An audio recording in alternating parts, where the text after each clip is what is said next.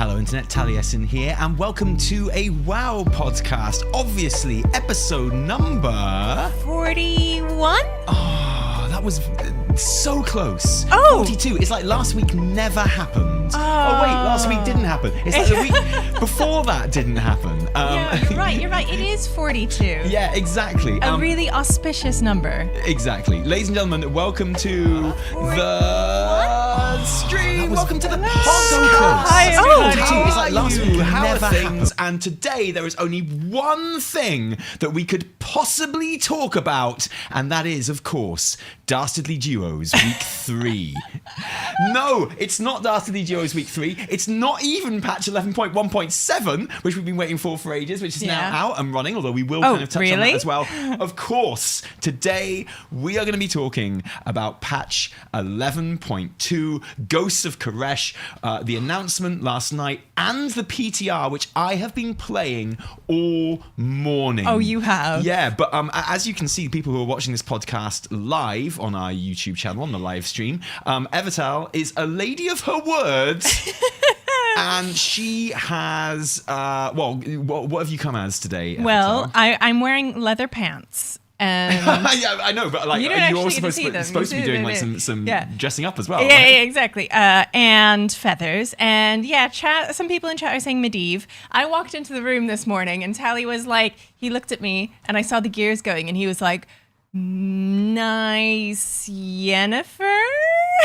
Because I knew it wasn't Medivh, right? And he was like, which hot lady do I say? It's not Yennefer, it's not Medivh. Although I ladies like and to gentlemen, think this is a bit put in the Medivh-y. chat if you're live, who you think Ethereal is dressed up with now. Maybe you'll know more if you watched Wheel of Time. Oh, imagine my hair more slicked back, No, even though I've used an I entire think this- can of hairspray No, in there. honestly, I think this is a very, very good cosplay. Now I know Thank who you you. are. Thank you. Yeah. I'm Lanfear. Lanfear. I'm Hot Wheel of Time lady. Like, I just want to say that as your husband and life partner, it pleases me greatly that you are able to put together like such a convincing cosplay of Lanfear. Thank you. Like, You're not makes me even realise how seeing the leather lucky pants. I am, honestly. Like, I wake up every day and I feel lucky, and now I feel extra lucky, you know? I felt pretty lucky when you dressed up as Xalatath. I feel extra lucky when you're dressed up as Lanfear. It's got to be said. If you could somehow combine the two, well, that would be the best birthday ever, I'm not going to lie. I love how people are like, a boomkin, a druid. No, but also, I have to say, I bought this, I don't even know what you call this garment. I got this back in London in like Selfridges or something when I was maybe... So it's high quality. Yeah, it's Biba. It's Biba, darling. And when I was like 20 something, and I just saw it, and I was like, I don't know when I will ever wear this insane, like, and it's like iridescent and like green and blue. It's it's really magnificent, and I'm so glad I bought it because like I can do Medivh, I can do Khadgar, I can do Lanfear, I can do a boomkin, I can do like just kind of a sexy glam evil you can lady. lose as many bets on this show as you like. You've got it all sorted for months and weeks. And it's really good. And yeah, like I say, I also have my leather trousers on, so you don't get to see those, but I get to feel them, which is all part of the experience. Squeaky, sweaty goodness. Yeah, it is like I a million cannot degrees. Wait until this podcast is over, frankly. So I can just sit looking at you, Yes, and thank you. B, so that I can get on playing with the PTR, because please. all the people just listening to this podcast on their preferred podcast listening platforms don't know what on earth you're talking about. They You don't just care. have to take it that Ethereal looks splendid at the moment, and we are going to be talking about the final patch of World of Warcraft the War Within. Actually, let's have some reactions to that before we go on to 11.1.7, then we'll come back to 11.2.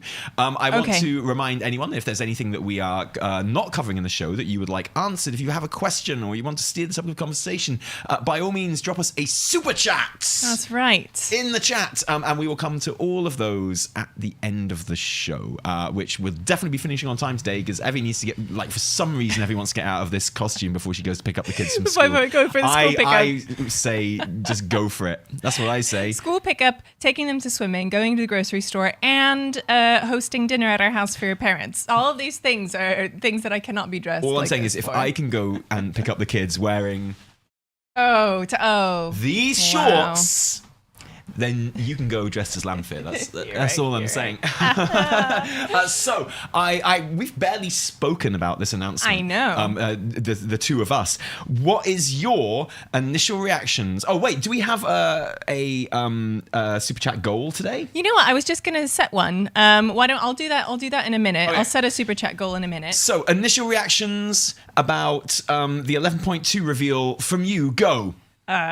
Really cool. Really good. Hot space mummies. I love it. That was my initial reaction. Wait, you're my hot space mummy. What do you? You mean ethereals, right? That's what I'm talking about. Okay.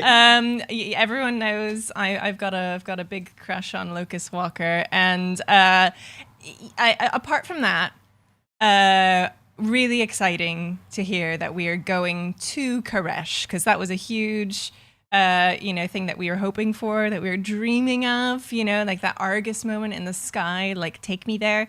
So knowing that we're going to Koresh, I was like, yes.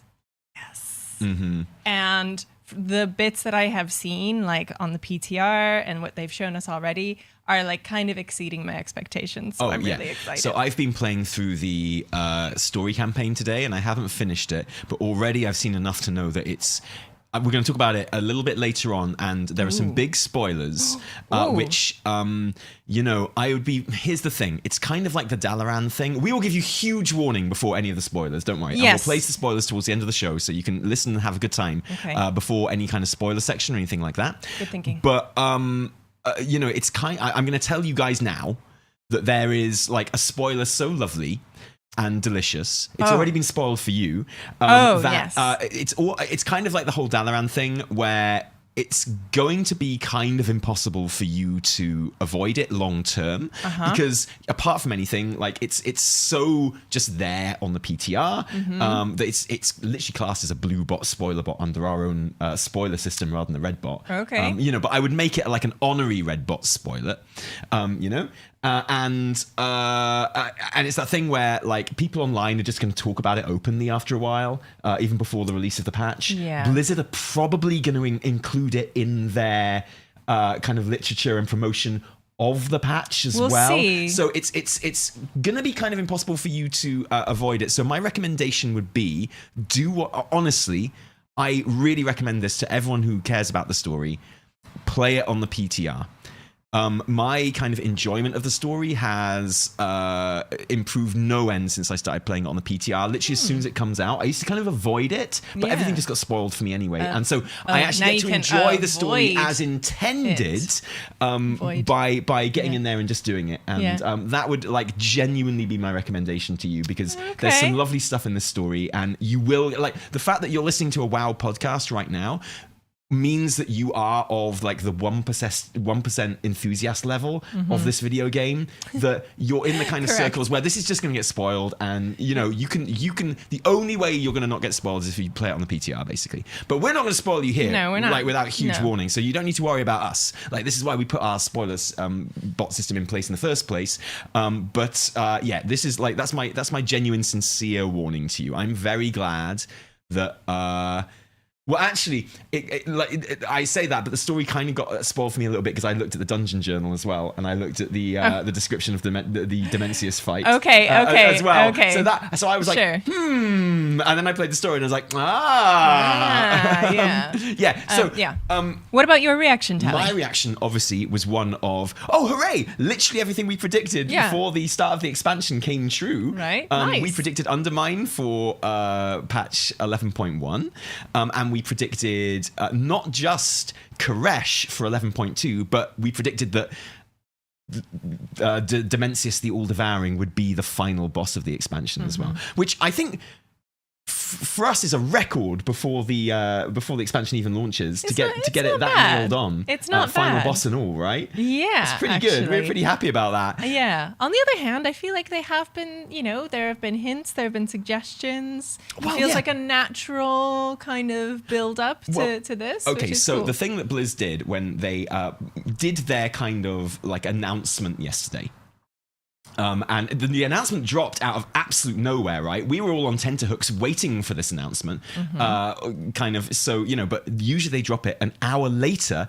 than they actually ended up doing in the end. I was in the middle of stream and 5 p.m. UK time hit, which I think is like 9 a.m.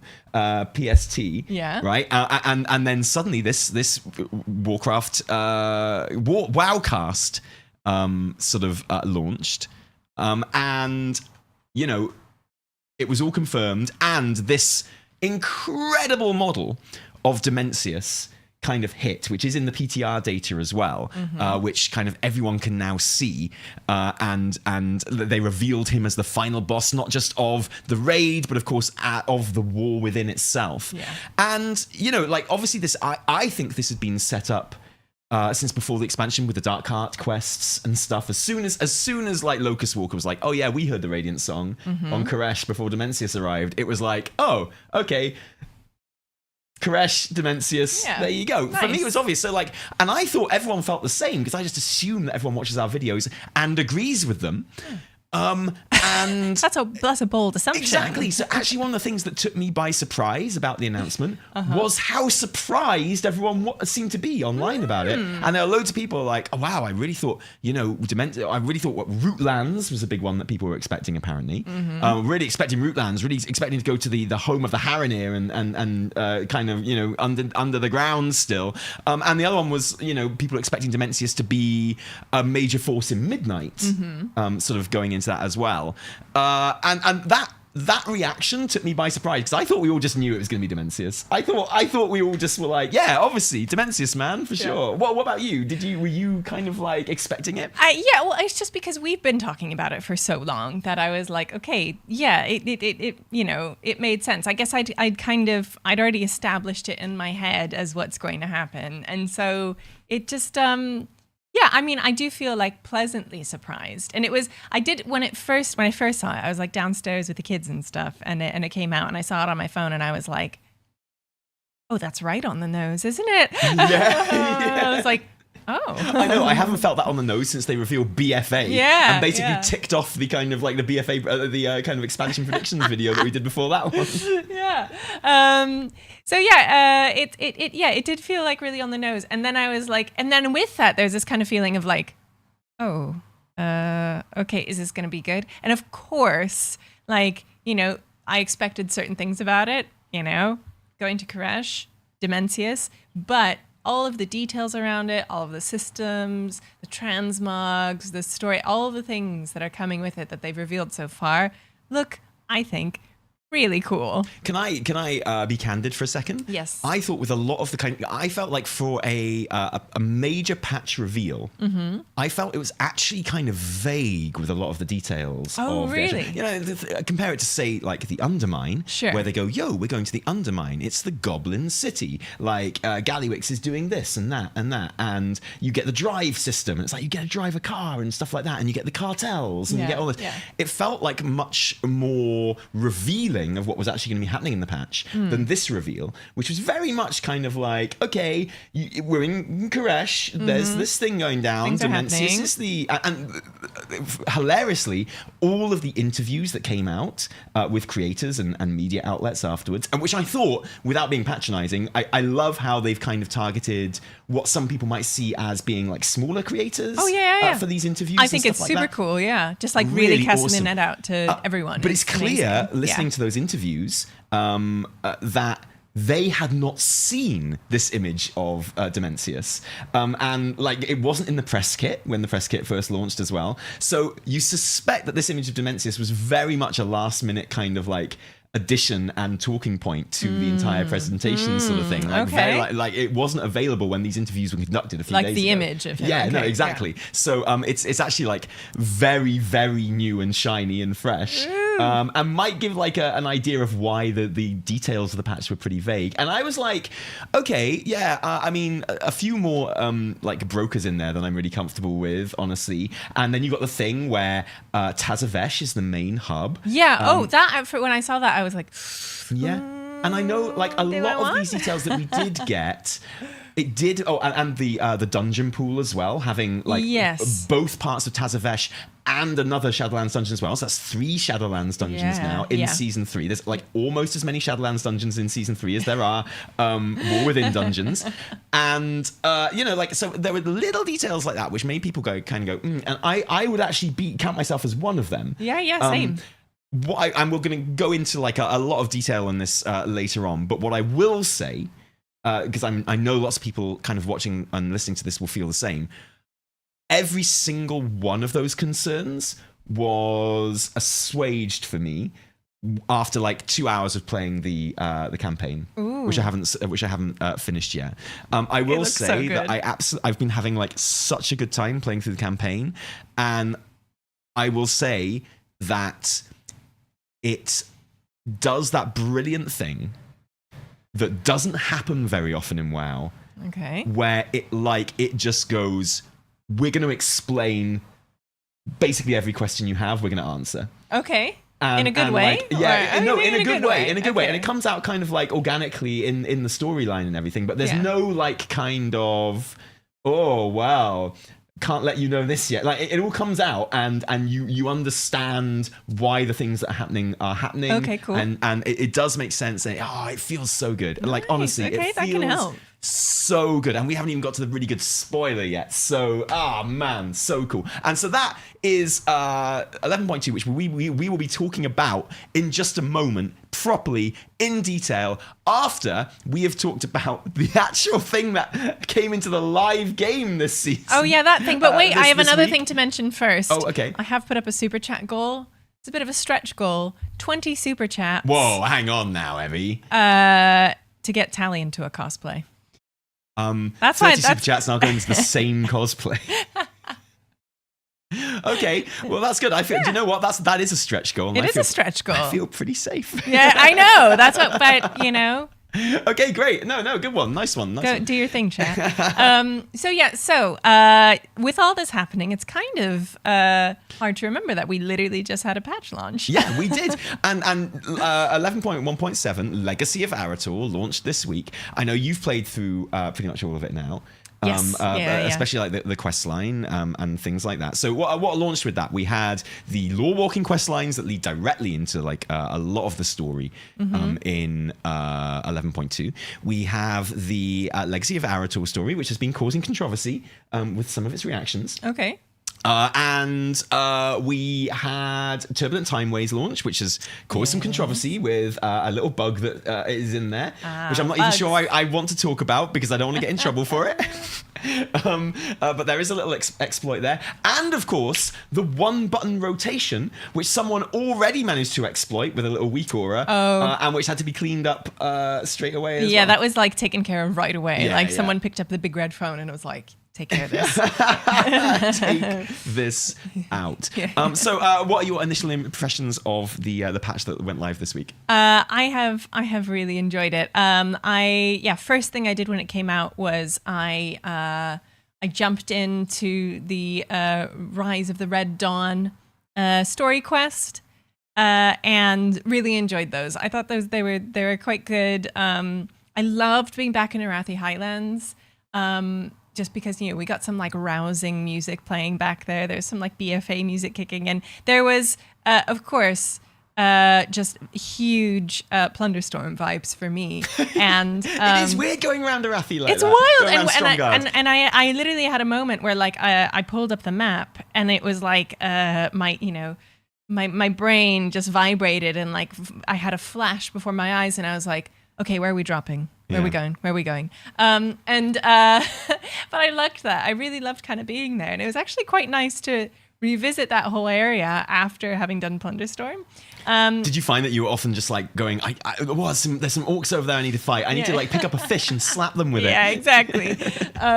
No, but I really enjoyed, I thought that quest line was super fun. I'm a sucker for like, here's a threat, like Alliance and Horde, let's work together to take care of it. I think it's really nice. I loved seeing kind of old characters, like older names, talking about like the Scarlet Crusade and the Syndicate and bringing up all of these kind of older, groups and figures. it's nice, and when it's done well, it feels really good. And it's just kind of one of those things they've talked about before in interviews recently, where it's just like, reviving kind of old zones, old characters, old storylines, really like, but giving them life. And that I liked this. I liked those elements of that in there too. That is a glowing review. I've got some questions for you based on like some reactions to that quest line, which are not quite as enthusiastic as yours. Well, I had one thing that happens in that quest line did make me go, huh?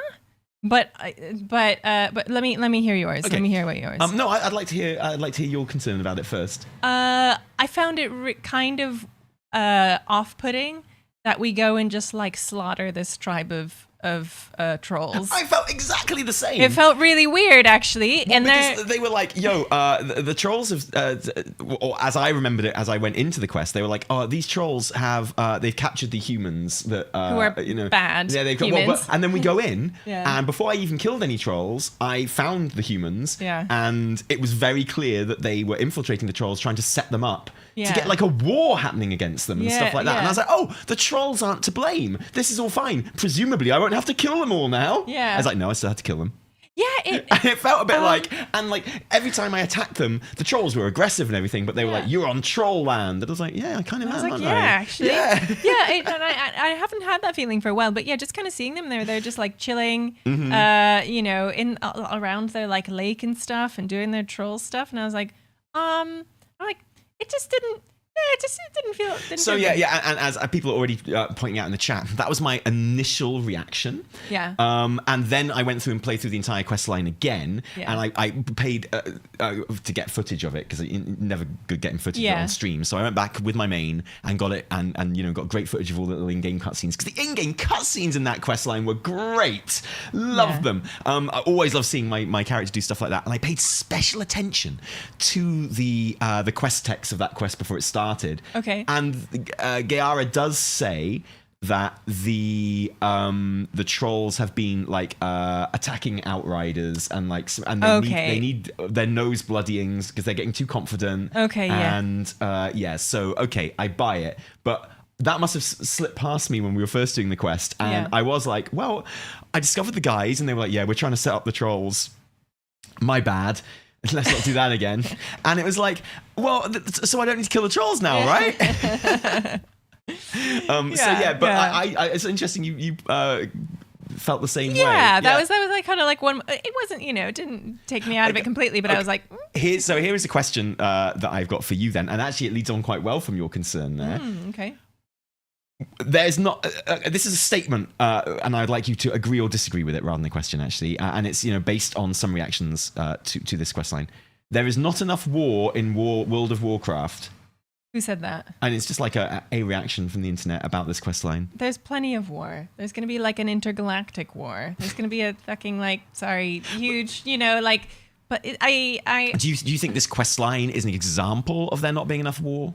No, like I say, we literally just slayed an entire troll village. So yeah, and I think this is connected to like the whole, the faction war thing isn't happening so much anymore, and there is like it's become the discourse very much. And if I had a nickel for every time someone said, "Oh, there's no war in World of Warcraft anymore," it's World of like blowjobs and strawberries craft, which frankly would be awesome. But there you go. Lovecraft. But yeah, and like I actually felt like there was some really good old school kind of faction WoW vibes in this quest line. I don't just think it's not applicable to this quest line. I think the quest line was kind of opposite to it in many ways. I felt like especially like the orc bits, and it just shows you how little horde stuff we've had in the War Within so far. But the orc bits felt great, I thought. I loved the orc bits. I loved hanging out with them. Like I loved the kind of the uneasy alliance, but I feel like they did that really well. Like the kind of like, oh God, like we kind of have to work together now. And the slow, the reveal, the gradual, it's obvious kind of what's happening, but like the reveal of manipulations happening, and the whole setup of trying to incite a wider conflict. I thought it was really cool. Really cool seeing like Gaara and Eitrig. Eitrig, yeah. I always forget how to pronounce his name. Yeah, he's a good lad. Yeah, he is a good lad. I thought the setup of why there was so much kind of like insular feeling in Stromgarde was really good. It's like, you know, Yes. all our resources are going to this war in Khazalgar, and, you know, like the people at home are getting neglected. They don't have much, and, you know, like essentially just like poverty and stuff, and that's driving kind of like anti-immigrant feeling and stuff, which is like, I thought it was really good. I really liked, you know, when you'd kind of confront some of the rebels and stuff, and someone would be like, "For humanity," and I'd be like, "Yeah," and I'm like, no, That's no, not me. That's yeah. no. But Hold I on. do play as a human, you see. So No. They But loved me. But They're you know, all like, because they're like, no. They're like, yeah, for humanity, and I was like, yeah. I was like, oh, but you mean only humanity, right? And I loved running around as a night elf, and they'd be like, "Oh, you, get out of here!" I do love it, and I love the like, and that's the thing. Like, we are constantly at war. We're at war right now with a bunch of like spiders, and you know, like we're getting. The reason there's no one in Stromgarde is because all the troops got sent to this war and stuff like that, and we are constantly, never-endingly at war. So the whole like, there's no war in Warcraft thing is ridiculous. What people mean is there's no faction war. Really, and there are tensions between the factions, as we saw in this quest line, but there's not like the focus on faction war anymore. But to say there's no war is absurd when that's like the entire story of this expansion. And someone in chat has pointed out, I love the bit where like they're kind of hanging out together in like the camp, and one of the humans is like, excuse me, do you have any bread? This is too hard on my teeth. And Orc's like, don't eat it, human. It's good. It's like, I thought it was really nice, and I liked the cutscenes, and I thought it was good. So, I know there's some people who are not a fan of this quest line. Whatever, I'm sure there's some great reasons. Hey, if you've got a reason why you don't like the quest line, you think it's bad, we'll absolutely address that. Whack it in a super chat, man, and we'll come to it. But that's my personal view on it. I really enjoyed it. I thought it was good. The lore walking stuff is phenomenal. I have not done lore walking it, and I am so excited to do it. Good, and leads like so directly into the 11.2 stuff as well, which it will be a surprise to absolutely nobody. Like obviously particularly the Xalatath ones, and particularly the the Ethereal ones as well. Really, really cool. Have you had a chance to try the one button yet? The one button rotation? I have not. Okay. Have you? No. No. Well, I mean, I tried it a lot in testing and stuff like that. Course, and, you know, it's not for me. We talked about the one button rotation a lot in the past and stuff like that. Yes, we have. And who it's going to benefit and who it's not going to benefit and things like that. There was an add-on created very quickly that kind of used like the feed from or you know used some of the functionality of the one button to basically put a Hikili rotation in there. And also which pressed the way it was described to me, and I don't know if this was like a bad description, but it was described as pressing your cooldown buttons for you, which is like so illegal in terms of like WoW add-on functionality, that even if it did nothing else, that would be a bannable offense to use that add-on. Like, you're not allowed to use add-ons that press your cooldowns for you. That's no good at all. That got stomped on within 2 hours, which was approximately 9 hours before I actually read about it online. And everyone was going crazy about it. Going, and also like bypassed the global cooldown penalty as well, of course, which Hikili does not have, of course. There was that. Well, that's exciting. It's always bound to happen, you know. Things happen with new patches, right? But I am absolutely looking forward to getting in there with the Steam Deck and seeing how far I can get on that. I am so keen on giving that a spin, actually. That's gonna be a game changer. Yeah, really excited. And that's pretty much it. We did time walking. We did a few time walking dungeons together. That was fun. We got all of the amazing cloaks and toys, all of the beautiful BFA themed stuff. We did. I've never been more happy that I had a big backlog of like time walk tokens. Same. Right? I never spend them, and then I was like, okay, wait, long coats. The shrine that turns you into a Sethrak, and the shrine that turns you into a big tentacle face. I was like, dude, what? Yes. And some really cool mounts. Yeah, totally. The Finn Fairwind coat, though, amazing. And I've got to say, actually, this is a big change in me. Look, you know, I'm a man that is like kind of confident in his opinions, but I'm not too proud to admit when I was wrong.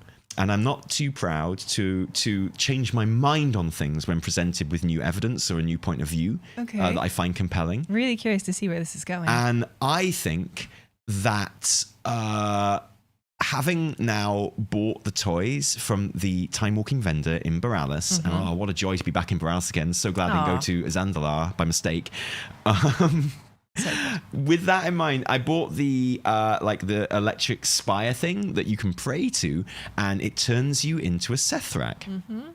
And it turns you into a Sethrak for 10 minutes, and it's a 5-minute cooldown. So, and it persists through combat, which is unusual for that kind of toy as well, which is really, really good. And having played with that for a bit of a joke, and having run around as a Sethrak, as a Snek person for a little while, and done a few dungeons with you, I can safely say, whereas I wasn't before, and I never even entertained it as a possibility, I am now 100% team playable Sethrak. Oh, yes. To the extent that if God on high, Chris Metzen, came down and asked me, like, hey, Tally, gonna give you the choice for the new playable race.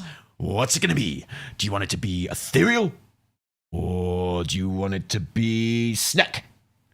And I'd say, Chris, get back to the office now. Press the button that makes those Snek people playable. I want to be a Sethrak. How That shit is dare divine. you? No, I can't help it. They are feel really so good. It's their little kind of leany forward Yeah, they thing kinda when they like- run and their tails run out behind You know, when them. you sit down, they curl their tails around themselves, and they have this like little sit down. I already want them. You don't have to sell me They're anymore. so Here we cute. are in the year of our Lord, 2025. What? How many years after the release of BFA? And now, just now, I've decided that I'm team playable Snek person.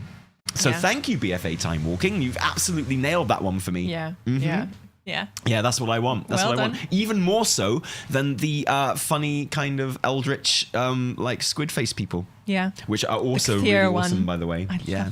love it. I So just good. like so good. Just so good. Yeah, Snek over Space Mummies at the moment. Now that might change after we've spent an entire patch in in Koresh, right? So Yes, and it's I've possible. I've had a little look at some of the transmogs coming up, and I can basically just cosplay as a space mummy instead of being one, so I'm good. well, that's very true. And you know, like I think 11.1.7 is a nice little patch. They're not time gating it really, apart from that 3-week time gating that is on the belt, which we haven't talked about, from the overcharged I delves. mean- That's actually the first thing we did, right? We went in and we got our belt from the overcharged delves. We did. What did you think about that? That was fun. It's always fun to play with you on stream. It is. That was fun. That part of it was fun. I'm a delve person. I'm a delve enjoyer, so I had a really good time. Just did some delves. Nice having the little extra challenges throughout, actually. And with two of us, it was quite fun. They took a little while to get through, but we did it. And the time gating on the belt is limited to the item level upgrades. Yes. That it's going to be over 3 weeks, we understand. If that's changed, someone in chat, I'm sure, will correct me. But what isn't time gated is the actual like talent tree of things that are like, you know, like effects within delves and nothing else. Yes. So you can grind that out all in one go just by like going into the two overcharged delves that are available at any time and just running them over and over because they stay overcharged even after you completed them, so you still get all the drops and things, and you can get the 1,700 what they call Titan disc shards that you need to Yes. fully upgrade that Your tree. Yeah, and worth having if you do a lot of delves, particularly for like the speed increases and things like that. True, Like, yeah. really cool. Is that something you're going to do, or are you just going to go in and do it when you need the item level upgrades? I'm just gonna go and do it when I need the item level upgrades. Like I enjoy having a little bit of a challenge. I mean, it's not a challenge at this like rate really in delves. So I don't really feel. Yeah, I'll collect them as I go. That's the thing. I don't feel pressured to get them. And I've you know, in terms of the actual belt, got the belt. It comes with the Titan mini disc that is apparently the good one in terms of like DPS and everything. So I have that. I will happily do more delves in hopes that other ones drop, but I'm not going to like push myself for something that is quite. I mean, it's an item level upgrade for me, so that was nice. It's fine. The belt is fine, but it doesn't. To me, it doesn't really have to serve any like bigger purpose than just being a bit of an upgrade with some abilities on it. Do you know what I mean? Sure. Like there doesn't have to be a whole song and dance around it. You know, I will upgrade it when it upgrades. That's fine. Great. But it did kind of just we went in, we did it, we got it, and then we're like, Nice to have an excuse to go into some delves, I guess. Yeah, we're it's like, fun. Yeah, and first time I've ever gone into delves with a group. and that's right. And to be fair, like for people who don't really do delves, it's a nice way of forcing you I've always said that. I think delves are a great success. They're amazing. I think they're an amazing feature. Them. I love that, on my main, I go in there right at the beginning of the season to kind of get my vault all kind of stocked up with heroic gear and stuff like that. When I'm desperate for any kind of piece of gear I can get, and I love going in there at the beginning of the season with my main, and then I'm kind of done with it with my main for like after that. Once my gear's okay, and I'm focusing on like Mythic Plus and Raid and stuff like that, and that's as it should be. Like that's a huge success. I know there are other people where it's like their main form of gearing throughout a season on all their ults and stuff like that. So to have a reason for my main to go in there, even just to kind of like sail through and just grab what is there, what I need, it just feels really good. Yeah, I'm always going to be favouring that, and I'm literally looking forward to what delves is going to be in the new expansion and things like that. Yes. And I'm certain it's a feature that will carry on and go through, and maybe we'll even get a follower who isn't Bran. That would be nice as well. Oh, I'd miss him though. I won't. Here's the so thing: sad. whoever follower is in the next. What's he going to do with all of his hats? Okay, where are they going to go? The Bran having different hats thing at the beginning of this season was like genuine comedy genius, and I stan it big time. Like it's really, hilarious. really big time. Yeah, it's really funny, and he's such a doofus. You're like, oh god, but you're wearing the funny hat, so it's okay. So that's the patch. Patch is looking good. Really looking forward to doing lore walking and getting through all that stuff. But now I think it is time for us to talk let us never talk of patch 11.1.7 It is, ever again. Let's move on to the future of World of Warcraft. What's the meme? It's like, I am no longer friends with 11.1.7. Now best friends with 11.2. 11.2. So we can go through all of the kind of like features that we know of in this patch and some things that we've learned from interviews, although I'm still kind of catching up with all the interviews at this point because, it has been but hours since this announcement happened. And then right at the very end, we'll go on some spoilers and stuff like that. So you can tune out for that if you so desire, but we'll give you plenty of warning. So we're going to Koresh, which is the home world of the Ethereals. We're going to learn all about it, all about its destruction, all about the Void Lord Dimensius, the all-devouring, and this action will lead directly into the action of Midnight. There's a new raid, Manaforge Omega, which I don't know about you, Evie. That sounds like the most Final Fantasy 14 ass name that I've ever heard for like any raid. Thank you. I found it so refreshing. Actually, I was like, great name, like great non-WoW style name, like for something a little different. I thought it was really good. It's really awesome. So and like the action takes place on like the shattered world of Koresh, which is a bunch of basically like floating islands, which manages to bring to mind both the Nether zone in Outland. Obviously, lots in common with that, especially as it has like mana forges and stuff all over it as well. But also, of the other obvious kind of parallel would be Argus from Legion as well, in like how it feels, although it is all one zone rather than three separate zones like it was in Argus. It is a bit smaller than those three Argus zones altogether, but the actual like area, because I know when people saw the map there was some concern, the actual area of it is very large, like really big, kind of empty. I mean, it's a shattered planet, right? Like if we are talking about like the Argus thing, you get to Argus in Legion, and you are going to a world, and it is the baddies world, right? And it's full of demons. The first thing you do is you have to fight your way through the demons for any respite, and it's like you are even by landing, you are starting a war sort of thing.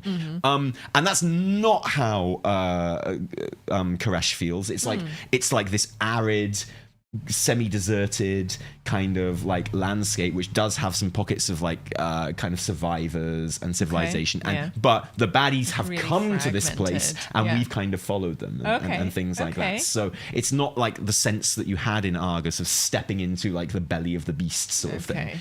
And our hub on this world is going to be Tazavesh, yeah. Now, my understanding is that it's kind of been revamped and expanded on and given a bit more room so that it makes sense as a hub. Well, there's quite a lot of questing there at the beginning, obviously, to kind of get you settled in.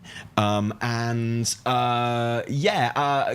is great. It is fun to be able to wander around there as like a just open, free-form kind of city, which is what everyone always wanted it to be. I remember in Shadowlands, there was like this immense disappointment that we had questing that took us to the outside of the city, and then the only time we ever got to run through the city and enjoy it was the first half of the Tazavesh mega dungeon. So there's always been this thing of like, just make it somewhere we can RP and live and give it as a hub and stuff like that. So yeah, it was a dungeon, so a lot of the assets didn't have roofs or things behind them, and now it's like 3D. We can fly all around it because there's flying obviously from the very start in this zone as well, which you need. Because it's like, it is big. There's lots of negative space in it, but it's huge. And, you are flying from island to island as well, which is really, really cool. And that makes it feel like Outland as well. Yeah, and especially because we've been talking about it as their planet. Like, we're going to the planet. It's got to feel big. It's got to feel like expansive. Yeah, exactly. And it does. And it does feel like a destroyed world as well. Cool. And like abandoned in that sense. But having like wandering through Tazavesh, it does feel like so big and detailed. Does it? Yeah, cool. it's like a really big detailed hub. And there's a part of me that was like, seems like there's a lot of recycled stuff happening in this patch. Like Tazavesh as a dungeon, and they're putting it as a hub. And I kind of like the parallels to Dalaran. Like it's a moving city, and Dalaran isn't here anymore, so we're going to move this one out here instead. I kind of like that vibe. But yeah, in the questing around there, at the very beginning of the campaign quest, and you're wandering around, like it is like amazingly detailed, not that kind of revamped, I wouldn't say. Like it's still kind of the rooms that are kind of wrecked in the dungeon, they're still wrecked currently. All the tables and chairs are still upturned and things like that. It's like, oh, you never tidied up after a dungeon. Like that was years ago. Can you just like put these chairs up? What's going on? So there's that, but obviously there are like kind of there's the bank and the vendors, and I would like to see it maybe a little bit more populated before it goes live with just like everyday life stuff happening there. Would be kind of nice. But yeah, I mean, it is huge and surprisingly kind of twisty and windy and fun like that, and which is great because the zone beyond Tazavesh isn't at all. Like it is very open, like Netherstorm. It is kind of like a lot of negative space and things like that. Cool. So that's the zone. And the other thing, like the very, very obvious thing, is the skybox of the zone as well, which is the thing that was revealed in the cinematic at the end of in the epilogue for the Undermine raid. And this is a great picture, like the actual kind of like floaty islands. We've got it on the screen now. Sorry, people just listening with your ears, but like the islands are kind of, there is this sense of like it's all just been ripped apart, but there's like kind of wind weathering on everything. You know how like if you're on like the moor. And the trees all kind of lean in one direction because the wind has just been blowing them for like hundreds and thousands of years.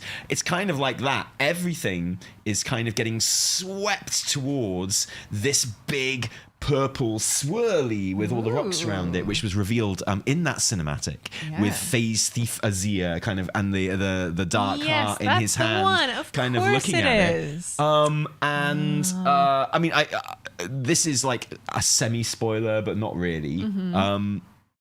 Because it leads on to the next thing we're talking about.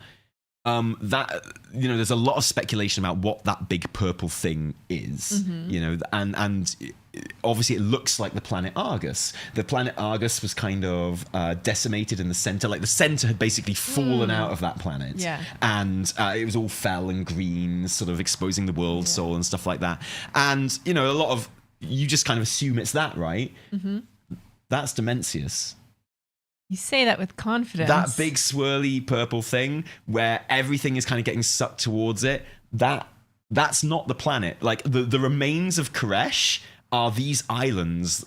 But that purple thing, that's Dimensius. And you've got like these kind of like purple like sort of sandstorms flowing through all of the islands and zones and everything. I love seeing that. And they're all just getting swept towards this big swirly. This isn't revealing anything that isn't revealed in interviews and stuff like that. And of course, that's where the big Mana Forge is. And what they're basically doing is they are sucking in all of the arcane Energy. remnants, the energies of like what's left of this ruined planet, and like focusing it through the Mana Forge and then through the Dark Heart to turn into shadow energy to reform Dimensius. And that's why when you see images of Dimensius, and he's got this huge heart in the middle of him. Oh, amazing. I mean, this model is supposed to be comparable in size to Stormwind. No, it's bigger than Stormwind. Yeah, well, I mean, so people on Wowhead, Stephen has been putting it kind of with models. Yeah. And like just the swirly base of the model. Yeah. Like the footprint of it is the size of Dalaran. I love that. Like this is like absolutely enormous, like absolutely huge. They've said this is the biggest boss ever, right? Like imagine how big his hitbox is going to be. We'll be able to stand it. We'll be able to stand in like the Swamp of Sorrows. And I'm really, really curious to see how this is going to work mechanically. Like how we're going to, in one of the interviews, one of the devs was like, "You guys are really going to like Dimensius. This is going to be a feast." And then they kind of took a pause, and the other one was like, "Oh, good choice of words there." Well, his name is the All-Devouring, right? Yeah. Maybe that's just it. Oh, but, so I can tell you. I'll tell you one of the non-spoilery things about the Dungeon Journal. Okay. Because the first thing I always do when I get onto a PTR is I go onto the Dungeon Journal to see what secrets I can glean from, particularly the last boss fight in the Dungeon Journal. And this one did not disappoint. It's all there. Yeah. But. One of the things in the Dungeon Journal is for his abilities is like when Dimensius awakens, he will instantly try to devour all of the players. Which is like awesome, like just instantly try to like that's the first hey, mechanic. He's hungry, man. It's like literally the first thing he does. He just tries to devour all of the players. Imagine it's like, yes! not having a corporeal body or form for so long, and then some people reassemble you, and you're like, I'm hungry. I just want to eat. Yeah, totally. Like, you know what it's like when you've got like jet lag or something, or you've been ill and you just sleep for a long time. Yeah, and you're like, and you got some serious munchies when you wake up, man. Yes. Yeah, totally, exactly. Yeah, it's been a rough few millennia for him.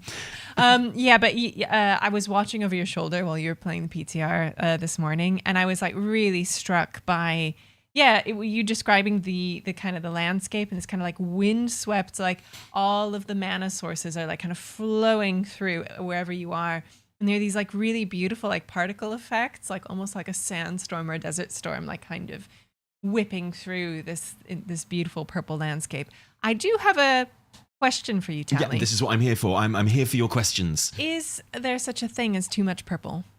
Well, it's really interesting, okay, because we've often we've been preparing ourselves for this patch for a long time, and the whole point was, I think we'll go to Undermine, which would be all like steampunky and goblin-y and city and great, and then of course it's the Void patch. I think this is maybe behind the thinking that a lot of people had, that it's like, well, surely Dimensius and all that will be in Midnight because that's like the Void expansion or whatever, and why would they have a big Void patch before that? It's quite interesting actually, because of course, like, Koresh is not a void planet, It was destroyed when Dimensius arrived, and Dimensius is obviously a void lord. Yes. But they all turned into arcane energy, right? And it's arcane energy that has like racked the planet and stuff. So I would absolutely describe it not as a void patch so much as an ethereal patch. Okay. So like Makes the sense. baddie ethereal are kind of voidy, but then like none of the other ethereal are, right? They're all kind of like you've seen some of the new models and stuff, arcane energy, it is very kind of blue and light blue and crackly. Yeah, okay. So there is like heavy doses of purple. There are bits which are kind of collapsing and turning voidy and stuff like that. There's this brilliant area which is made of void glass. And it's like this shiny void, like purple glass desert, because like as Dimensius kind of regains in power and becomes closer to being revived, the walls between reality and like the literal void are breaking down, and like you get these huge asteroids of just void glass that have like smashed into like these islands, and it's so cool. It's like really, really good. But yeah, I get a sense of it. If I had to describe it, I wouldn't describe it as being voidy even. I would describe it as being arcane. Arcane, yeah. Yeah, and Nice. like very arcane energy, very ethereal, very crackly, very astral. Love and it. it will go more voidy in the raid, of course. But yeah, I wouldn't actually describe it as a void kind of patch. in Neither that did sense. I just said it's purple. Yeah. But like, yeah, I mean, the shots, the skybox is very purple. Yeah. But the kind of the color palette for the zone itself is kind of Yeah. like light blues and cyans and sort of beautiful. like, you know, like pale grays and things like that. Yeah. And it's very contrasty. Yeah. You know, Yeah. it like and you have, of course, these biodomes as well, which are Yes. like super important in the story, and the story even beyond the raid, for that matter, as well. Because just like in Netherstorm, there are these biodomes that have like much greenery inside them, and it's in fact in one of these biodomes that the dungeon, the new dungeon, takes place as well. 3 boss dungeon, 8 boss raid. One of the bosses in the raid is completely optional. Yeah, what's the deal with that? Is that the council boss? Yeah, it's the Demon Hunter Council boss, which is a stoked kind of speculation of its own. Oh, right. Like because there are 3 demon hunters and they've turned up. And there's one main demon hunter and his two buddies, right? Yeah. And one is clearly a vengeance demon hunter. One is clearly a havoc demon hunter, and one of them is like a voidy demon hunter. How and he's all interesting. purpley, and that's got many people asking. Many people are saying it. They're like, well, does that mean that there is going to be a new 3rd spec for demon hunters, like a voidy demon hunter spec? Yeah. And you know, sure, fine, why not? sounds is good. my view on this. Yeah, I'm in. Yeah, sure, man. Yeah. Cool. As long as it's different enough from the other specs, that would be really cool. That's great. But he's there. The voidy one is there because he's all like, yo, Dimensius is coming back. I want a piece of that pie. Quite literally, he kind of wants to eat all the void, right? So yeah, he just really loves void. And much speculation that maybe this could be a new kind of like spec for demon hunters. People have How talked about exciting. a new demon hunter spec. Obviously, since demon hunters came out and were the first class ever to have just 2 specs, Evokers launched with 2 specs then, but then got a 3rd spec very, very quickly. Yeah. Why not, man? Yeah. Sure, if they can make it.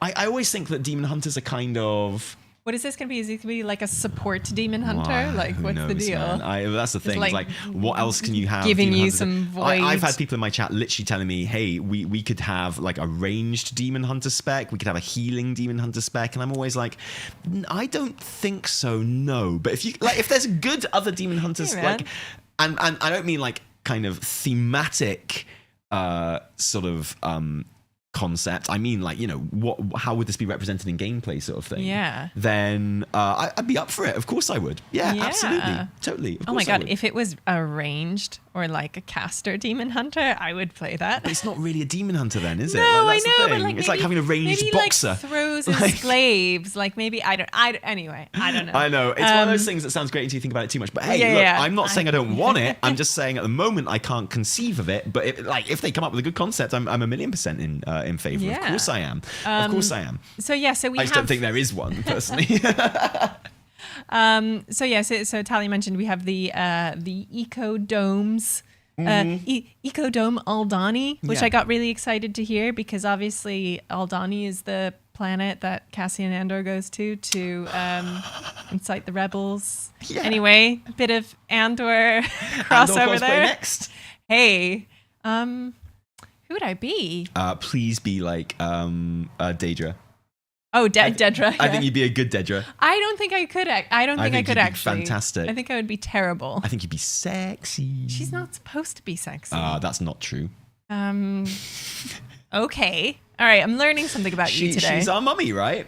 You love void mummies. She's a fascist mummy. She is Like, fascist she's just mummy. a little fashy mummy. As long as you don't do the fascism stuff. Yeah, just the Like, vibe. Just the vibe. like the whole kind of dom vibe. Like Yeah, we're all into. okay. It's like when it's she the starts doing boots. fashy shit, that's when you're like, okay, Dedra, right, whatever, man. Like we're gonna have to back Yeah, up a little bit yeah. here. Just the dom stuff though. That's Just excellent. the We like- fashy yeah, aesthetics are totally. okay, but everything else is. Anyway, bit of a tangent. So one of the things that came out in the interviews I really love about these biodomes is that they are trying to recreate what Koresh was like before it was destroyed. Cool. So this is like a little snapshot of what Koresh was like, and I think that's awesome. I think that's really cool. Like that's a cool concept to me, and it's made me like the biodomes a lot more. And I've done some questing in the biodomes in the campaign, and it's really good fun. Yeah, and they there is a whole kind of system that is housed within the biodomes as well, right? The ecological succession. Yes. Okay. So this is one of those things that was mentioned as being a feature of the patch that I feel like we don't really know anything about. I have no idea, right? Can you explain it as you've understood it? Yeah. So it's the idea is that you know these biodomes are, you know, like Tally said, there to kind of try and replicate what Koresh was like, but also, you know, we know ethereals and brokers love collecting shiz. They love taking things. They love having them and housing them. Brokers always have throughout Shadowlands. They've always had like kind of cages of like life forms from other worlds. Like so they've had, you know, there was like obviously stuff from like Draenor. They had in their kind of like pulsy energy cages. They had like kind of things from the void and things from Twisting Nether. They had like a Naru in one of them and stuff like that. So there's always been that thing of like, why are they collecting all of these things? They love collecting things. And you, the player, will also be sent out to collect things to bring them back to these biodomes, various creatures, life forms, apparently from old zones in Azeroth, and then bring them back and then see if they thrive in the biodomes. Yeah. That's my understanding. That's all I got. So, do you got any more? I'm guessing it's like a collecting mini game, right? Yeah. Where you go out to the old world and like tame stuff or like, you know, put it in a little box and bring it back. Yeah. And build up your collection that way. Yeah. Little Farmville thing. Yeah, and then it thrives, and maybe you get cool rewards. I don't know. That's awesome, and I'm one of those things where I'm like, okay, it sounds like a mini game. I'm not really bothered with it, but I'm sure I might get into it later on, and it'll be important to the story, and particularly in the aftermath of the raid and everything like that. So, sorry, people are still talking about like the third Demon Hunter spec in the chat. So, I just to say, I think it's far more likely that if there is any changes with Demon Hunters, it won't be a third spec. It will be like a green fire thing for Demon Hunters where they can look all voidy, you know? Okay. And like it'll give them like those, and maybe customize, you know, like literal physical customizations as well. That's what I'd imagine, because everyone's like, well, maybe you could have like the idea of a healing Demon Hunter spec is so wonderful to me. I would have it so that they put like medicine on their glaives, and then they have to throw the glaives and hit their like teammates with them, and just like nick them. They have to draw blood for the medicine to go in, right? Yeah. But like, and then the glaives spin back and stuff like that, and it's like, if it's like a super mobile healer, that would be quite cool, actually. Like maybe it's like a close range healer, and you have to like zip around and like touch everyone, and then like running. I don't know. Again, like all these concepts sound great until you think about them for more than 5 seconds. I know. I'm just spitballing right now, really. But like, if anything happens with this Void Demon Hunter thing, the thing I would find most likely, of course, would be that it would be like Void effects for Demon Hunters, and that in itself would be super cool. But if it is a third Demon Hunter spec, I wouldn't be against it. Of course not. I just find it like I can't personally. My brain is so small that I can't conceptualize it. So I'm always willing to be like wronged. Yeah. Okay, sorry. But one more thing, just because you mentioned this, we're just talking about the ecodomes. So the actual one thing that jumped out at me that's kind of interesting is that the dungeon, the new dungeon that takes place in the ecodome, is canonically supposed to happen after the raid. Yeah, and this has sparked much conversation and debate because it's like, well, that's weird because the dungeon is going to be playable from week 1. How can it be set after the raid, which will open week 2 in its entirety? By the way, it's going to open like on all levels, like Mythic as well. There's no heroic week. In fact, heroic week is literally week 1. Okay, because you'll be able to get season 3. Season 3 will technically start from the very first day of the patch. You can go into Mythic Zero dungeons and get the Mythic gear from Mythic Zero dungeons. Like all of the gear that drops from world bosses and things like that will be season 3 level gear. Oh, cool. So you can start working on that stuff straight away. Oh, nice. Yeah, that makes sense to me. Yeah, I like that stuff. I'm into that. I'm not against like the kind of rollout of stuff. So LFR won't open until like the raid opens, and I think LFR I haven't seen this in interviews, but my assumption is that LFR will open over a period of time, starting from the week the raid opens, and then like over 3 or 4 weeks after that. Gotcha. Would be my guess, but again, could well be wrong because there's plenty of surprises in the rollout and stuff of this patch. So this is like a lot of people are like, wow, how is this going to work? And I'm going to say that I felt like that too, and I was wondering about it until I did the questing. Okay. And now I think it's quite obvious to me how that's going to work and why the dungeon is set after the raid without necessarily having to give away the ending of the raid. Okay, cool. Say no so more. I'm going to tell you Very exciting. that through my questing, I haven't even finished the questing yet, but just like what I've done in the questing so far, I think I understand, based on what I know about the dungeon, why it's set after the raid and how it doesn't have to give away anything about the raid. Gotcha. So Okay, maybe okay. I'd be interested to see if people when they do the story if they feel the same. But for me it's pretty obvious. Okay.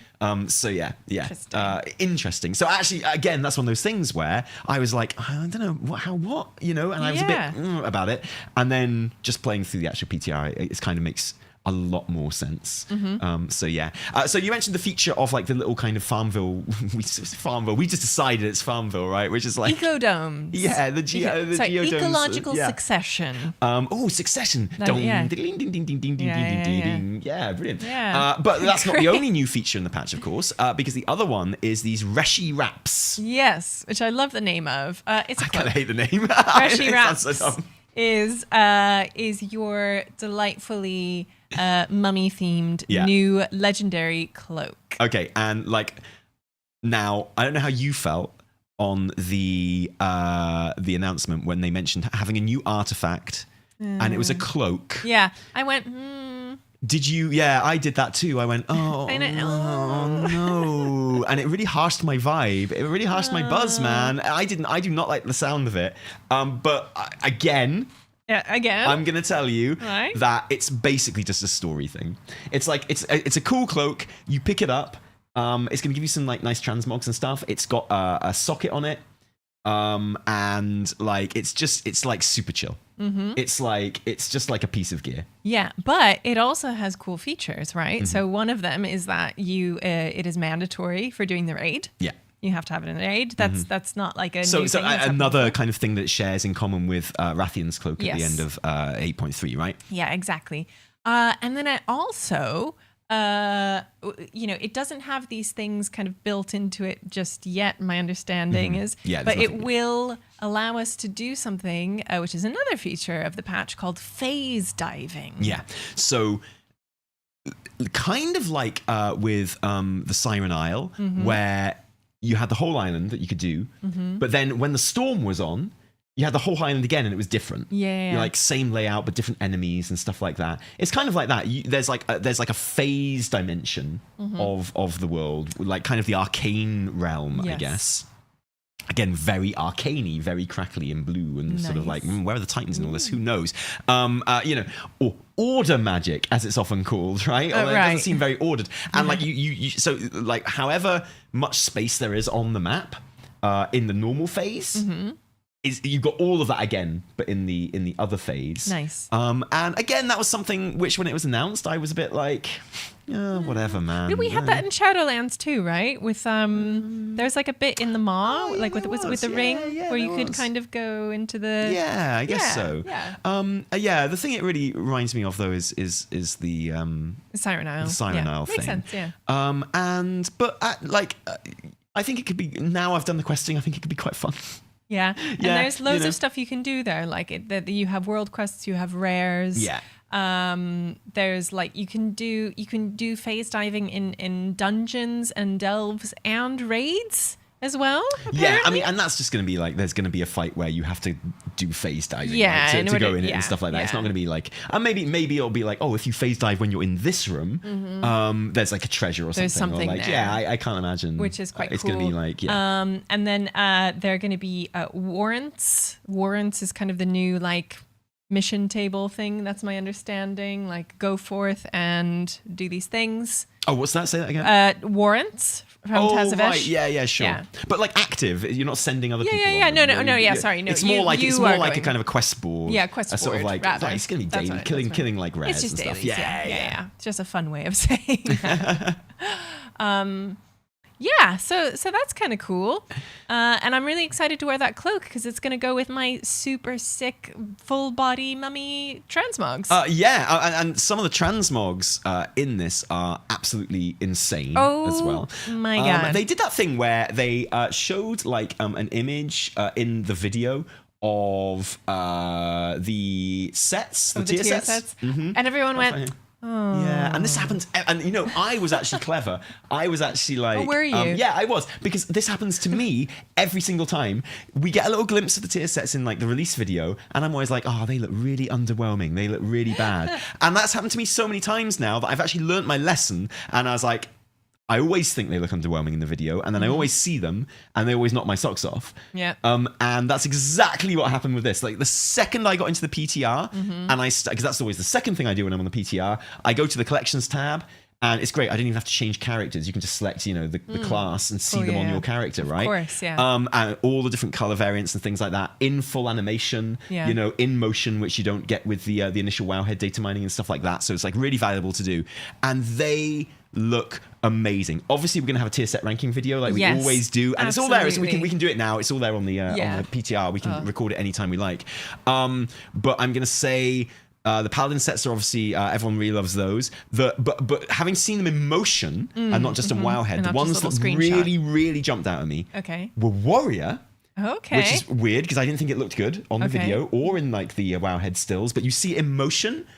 And it is amazing. It's got these 3 long chains at the back of the head that come down like Predator kind of like dreads. Yeah. They are so awesome. And they got like really good swinging chains on like all of them. It's like really, really good. The other one I really loved seeing it in motion was the Warlock one. Oh my gosh. They have these swirling portals in the middle of their hoods instead of faces. And they are huge horns, but like literal dark portals in their kind of like hoods. And they are, I mean, they're out of this world. And the mythic one is like a purple voidy one, and it's just, oh my God, it looks good. Wild, I cannot wait to do that tier ranking video. It's going to be a tough one because really liked what I've seen so far. Absolutely incredible ones, honestly. Like, so I'm really excited about that. Really cool. With the whole kind of the Reshi Raps thing, they are super important in the story, like wildly important in the story. Don't tell me. Well, and like, I don't want to know. So the whole thing, I'm not going to tell you, but I might in a bit. But like, I'll give you plenty of warning. Don't worry. But the whole thing is like, yes, it is like you need to wear Rathian's cloak to survive like the old god energies and not go mad when we go in this raid. And it is very much like that with this. It's like Dimensius he's a void being. You can't get near him, you will die, sort of thing. So that's why we have this thing to literally enable us to survive. But you get it in literally chapter 3 of the campaign, which takes you about an hour to do. You can skip all of the campaign on your alts once you've done it, and just like. And I love it when they do that because then they can make the campaign itself really kind of long and detailed. Absolutely, and the campaign in this is so good. Honestly, it's so good. So like, apart from the phase, and the fact is like, you know, phase shifting or phase delving or diving is just like a feature of the patch, right? So the idea that you need the cloak to do it is completely arbitrary. It's like, because you get the cloak straight away. It's not like you have to do anything to the cloak to allow it to access just the thematically, feature. It's purely like like lore that lets you do it, and that's great. That's brilliant. I like that. Unlike the Rathian cloak, which is like you had to level that shit up. You had to go into horrific visions. You had to do like the world quests in the voidy zones and stuff like that. And there's this sense of like, it is an artifact. You're putting power into it, which you're having to grind and collect and stuff like that. And I think that's why everyone kind of shrunk back into themselves a bit when these Reshi Raps were mentioned. But it's not like that. It's like it's this kind of like it's there in sort of name. It's an artifact in name, really, and it's just a cool thing that you wear. And it's like it's really cool. And so I'm happy with how those are looking on the PTR at the moment in the very, very brief experience that I've had of them. Nice. And the sets look great, the tier sets, but also just the questing sets. which are wild. And that is where, okay, so it's been confirmed we're not getting playable Ethereals. In the War Within, and you'd have to imagine that this is going to be where it happens. But I mean, all of the sets, the questing sets and the world sets and stuff like that, and a fair chunk of the raid sets as well, are like ethereal as all shit.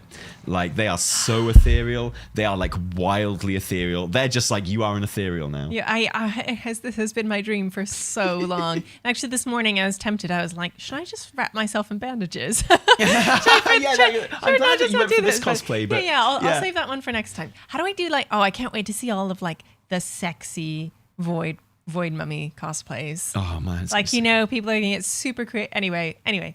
Another tangent. But yeah, the sets, and this is a really nice thing that has happened in the past few expansions. Like, it was in Dragonflight, and it's in now, and the War Within, and it's going to be happening now as well, like in the next patch. But having questing sets that look like raid level, like, do you know what I mean? Like, they just look really, really good. And from they are one, like out of this world. Yeah, and then from day one, you get a nice set. Like, you look good when you're questing around, because at this point, you're not a level 10. You're not like running around Stormwind. Like, you are a powerful character, so it makes sense that like your new gear that you get like still looks awesome, right? And I love what I've and seen. they've just like completely leaned into the whole asset. No dicking around. It's like this shit is ethereal, right? You look like an ethereal, which is weird, because actually there are like more brokers around the place than there are ethereals. There's no shortage of ethereals. But like, because you're in Tazavesh and it is mostly kind of brokers there. And obviously like you will know if you've done the law walking quests that are out in 1.7 11.17 at the moment, that brokers basically, they are ethereals. They are of Koresh. They're both Koreshi. And it's like they wanted to go and hang out in the Shadowlands to do their business, but the normal ethereal bandages aren't strong enough to withstand the Shadowlands, so they had to like suit up in like more substantial stuff, basically. Love it. That's it. Like, that's all of like the intrigue that I thought there would be about the connection between the brokers and the ethereals. It's like, well, they're just different types of ethereals, and they are. Okay. So they all know each other. They always to hang out with each other when they're alive and stuff. But they're not dead. I mean, they all are dead ethereals technically. Dead Koreshi. But yeah, these ones had a reason to go to the Shadowlands, which has been hinted at a little bit so far. Well, to also get the things they need to kind of repopulate the world. Actually, do you know what? That's something that I was really pleased about with the whole vibe of the zone, and particularly with the geodomes. Something I was worried about that I didn't want to be the case was I didn't want it to feel like Zereth Mortis. I absolutely had the same. Not because I dislike Zereth Mortis, especially mind, like best bit of Shadowlands, but I didn't really want to. I just don't want to go there. Yeah, exactly. And I was a bit worried when I saw the geodomes that it would be a bit like Zereth. And there's no sense of that at all. Okay, cool. Even with the brokers being there, it doesn't feel like Zereth Mortis. It feels completely different. Okay. And yeah, another thing that I can set your mind at ease about. Okay. Because I saw some of like kind of the new mounts that are coming. I mean, there's a huge range of like beautiful kind of like crow, like bird creatures, like really, really nice. And then there are a couple of like the kind of like the horned Zereth Mortis ones, and I was like, I don't need that. No. But then they make up for it with loads of other ones. So I thought the exact same thing. And when I saw the geodomes, I saw the brokers around them, and I was like, please don't let me be like Zereth Mortis. And it's not. It's just not. It's like it's much more like lush and kind of just doesn't feel like it. Doesn't bring it to mind at all. Yeah. Thank goodness. I'm sure they were very, very, very mindful of that when they were designing all of this. They're like, well, I mean, but then there's that thing of like, we're going to put 3 Shadowlands dungeons in the rotation, and we're going to have like brokers up the wazoo as well. So they're not shying away from the Shadowlands at all. So that was one of the things that made me think, maybe they will make it feel a bit like Zereth Mortis. But there's actually a brilliant line. There's such a good line which is going to spark so much speculation from what's her name, Venari. Venari. Yeah. Oh, she's back. Yeah. Can I tell you the line? I don't know. It's not a spoiler, but it's just like such a great line. Okay. And she says, because like this is something that it's kind of reestablishing something that people used to talk about loads and don't talk about much anymore. Okay. Which is why it's so exciting. You have my attention. She says, "Don't forget, I've been to the moor. I know what the void fears." Ooh. And do you remember there was all of that thing in the build up to BFA where the void was seen, like in the comics with Alleria and Sylvanas and their sister, the sisters, yeah.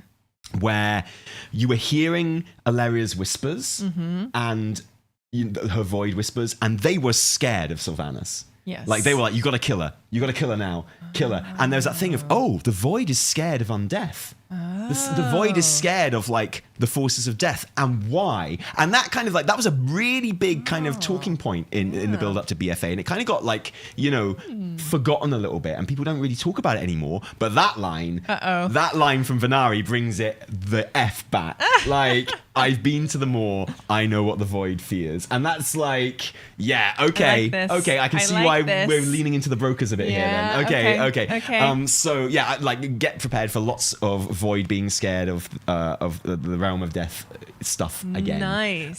Because that's about to become a big topic of conversation again, I think. Ooh, really exciting. Yeah. Cool. So those, I mean, were there any other features that were mentioned? Yeah, there's a new delve. Oh, yes. There's a new delve called the Archival Assault, which takes place in the Azure Vault. Yeah, another thing which made me go, oh. No, I think it's cool though. I actually, again, I'm a fan of like kind of bringing things back to life, and and I liked Azure Vault. So yeah, it's the delve is being like plundered by Ethereals, and so you're going through it. What's interesting about this is that there will be you will be able to use your cloak to kind of unlock challenges. We don't know what that is yet, but also they've suggested or they've mentioned something around kind of new social interactions. Oh my god, this is amazing! Yeah, so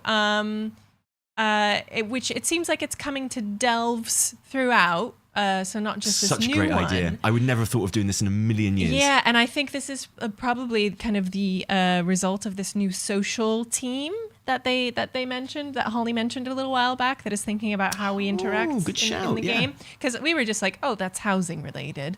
That team's going to just work on housing, but they're obviously doing other stuff. So you can see your friends when they're phase diving. So you like maybe a ghostly version of them. Basically Dark Souls. Exactly. It's Elden Dark Ring, Souls. Dark Souls thing. You see other players. Yeah, Delve Souls. Souls. And you'll see them as like ghostly kind of arcane images, I guess, kind of running around the place. You can just leave like messages. you do with other players in Dark Souls. And I guess they'll just take from your friends list because they say you'll see your friends. It says friends. So like if it's just people from your friends list, and you can leave them messages and stuff like you can in Dark Souls. Finger butt hole. Right? Excuse me?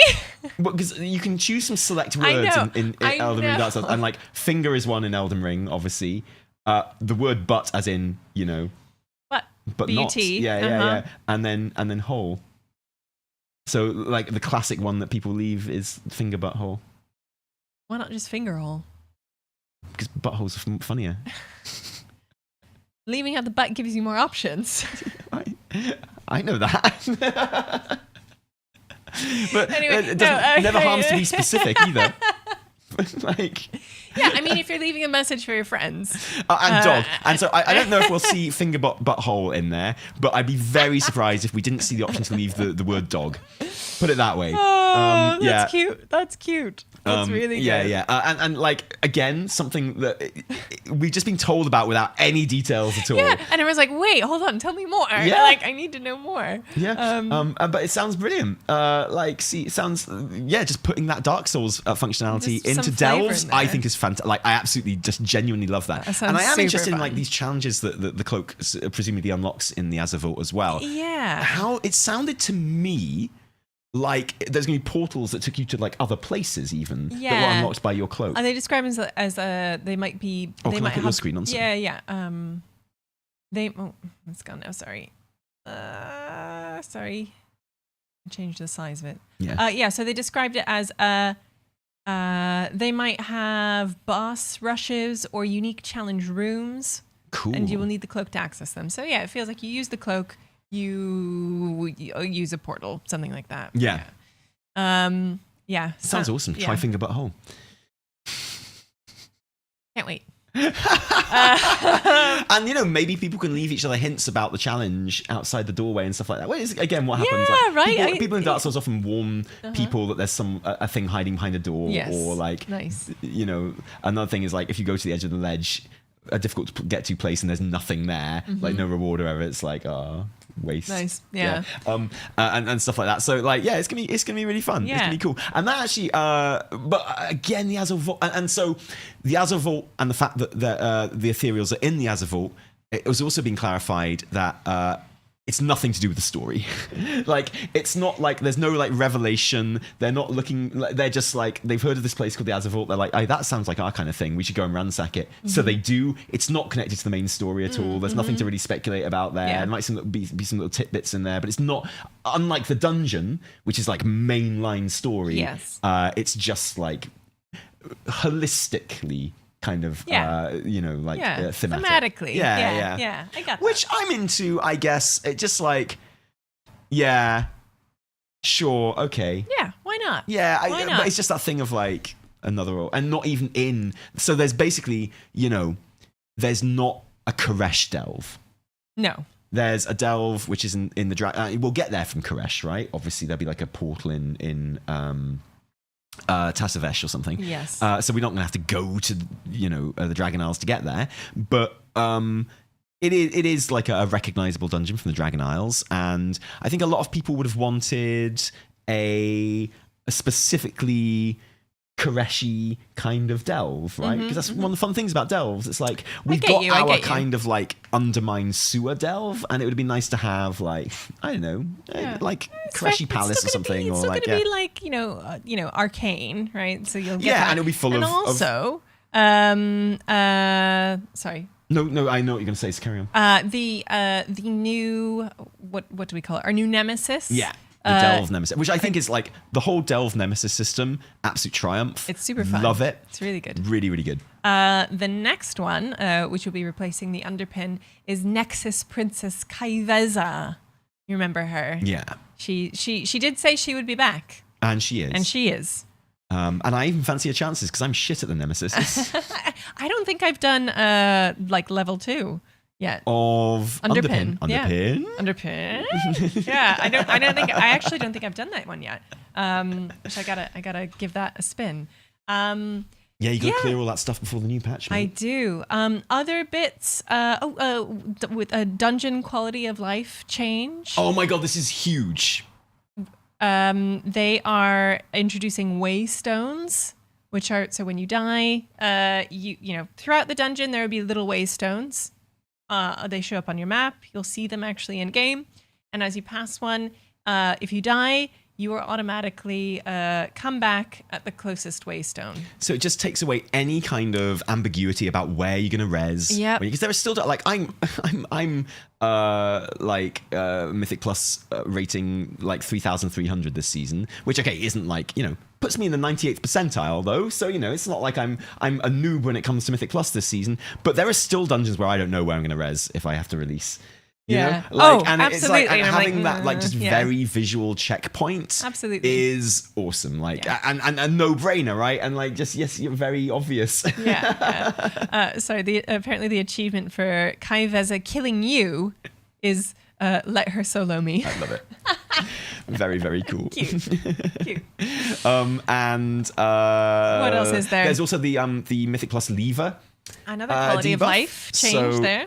So from now on, when you want to all just abandon a key because you've effed it or whatever, it will have to go to a group vote.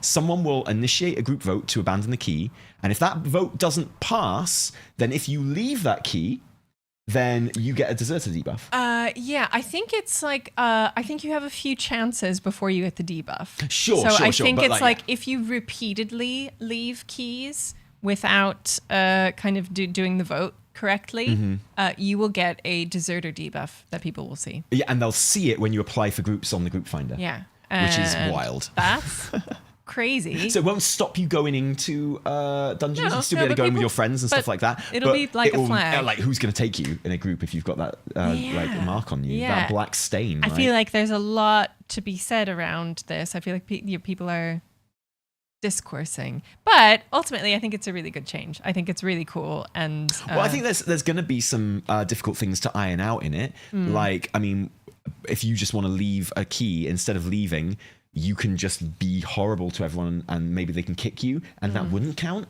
oh yeah. So like, but that's just going to obviously, or be like, hey, can you guys all just kick me? well, Like, and that's the thing. But then maybe if you do get kicked, it does count. Yeah, maybe. And then that can be kind of abused by people, and like, Yeah. so there's always going to be kind of like nuances about this which people aren't going to be happy about. Sure. But it's a good start. Saying like it has to go to the vote to kind of abandon the key. I think that's a really good start, and it gives me hope Yeah. that this is going to work out. That they've even started with that. Yeah, absolutely, yeah. The fact that it's like, okay, if the key is just not working, like if you've blown it, or if it's like, look, our tank and healer need to leave, like let's just put this to a vote. Yeah.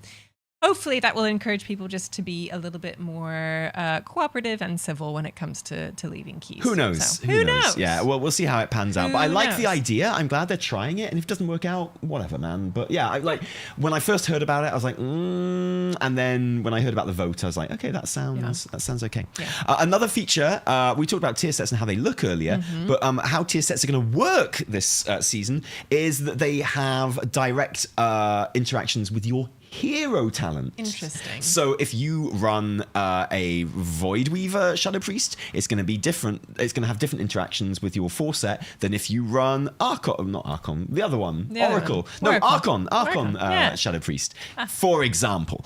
So it will very much like have. So I've been going through the story on Ret Paladin because it's just a really easy class to go through story with and stuff like that, and no class changes, so I didn't have to like look at the talent tree and change it. I went as Shadow Priest at first. Yeah. Big Shadow Priest changes coming on the talent tree, and I was like, another I thing, can't be yeah. bothered going through all this. I'll come back on my Ret. Hang on. And so like it has interactions with my big hammer thing that I'm doing, nice. and what have you. And it's like really fun. There's some really fun ones that are cropping up. We'll see more of that as like the weeks go on and testing goes on, things like that. And for clarity, it like my understanding is the same armor set will just get it will swap depending on like whatever it does when talent you swap spec. Yeah, exactly. yeah. When they first announced this, there was like a moment of panic where people are like, "But wait, how many sets am I gonna have to farm?" And it's like, like presumably those people have just never changed spec. Yeah, when they're exactly. playing, like, with their full That's set. fair. Yeah, That's fair. Well, okay, I get it. Yeah. But yeah, of course. So it will change depending on what kind of hero talent spec you use, and that's kind of cool. That's Yeah. a lot of like balancing to do again, but I think it could be nice. Yeah, totally. Yeah. Yeah. Awesome. Anything else before we move on to spoiler chat? I think there's a PvP zone. There's Oh, like a actually, the PvP zone area. sounds really good. Yeah? Yeah. Or you just like go on in, turn on your war mode, and slay. Yeah. That's my. Like, I that's, slay everywhere I go. I slay and I excuse serve. Me, have you seen? Yeah. So that also looks pretty cool, and I think that more or less sums up what is coming. Yeah, and I mean, as a climax to the War Within, and I said this at the very top of the podcast, but it seemed like a very natural place for the story to go for me personally, and so I have been a bit surprised to see how shocked some people are with it. There's been a lot of talk of how the Haranir have maybe been abandoned in the storyline. Yes. What's your thoughts on that? I mean, I have to admit, when we did kind of all the questing with them and how they were really kind of bigged up in the beginning. And that's the thing, I think they appear in a lot of like the kind of cinematic sort of sizzle reels. You're and like, things like okay, that. and you see that in your brain is like, okay, I got these like dwarves, and I get the trolls, and this is what we're doing here. I get Xalatath. Okay, these are like my story anchors, and yeah, so it was, so I totally feel people who are like, ooh, where have they gone? Where are my playable Haranir? But that being said, and we've talked about this a bit as well, like everything else that has happened suggests that they are being set up to return in the future, rather than being like tossed down the core way or whatever. So we know that the War Within was originally conceptualized to be one single expansion, with a beginning, middle, and end all happening within the expansion, right? And obviously the Haranir were probably going to be the final patch. Or maybe Dimensius was going to be the final patch of the War Within, whatever. But I get the feeling that the Haranir were kind of woven into Act 1 of the War Within with the intention of them coming back much more noticeably and much stronger narratively wise in the third act of the War Within.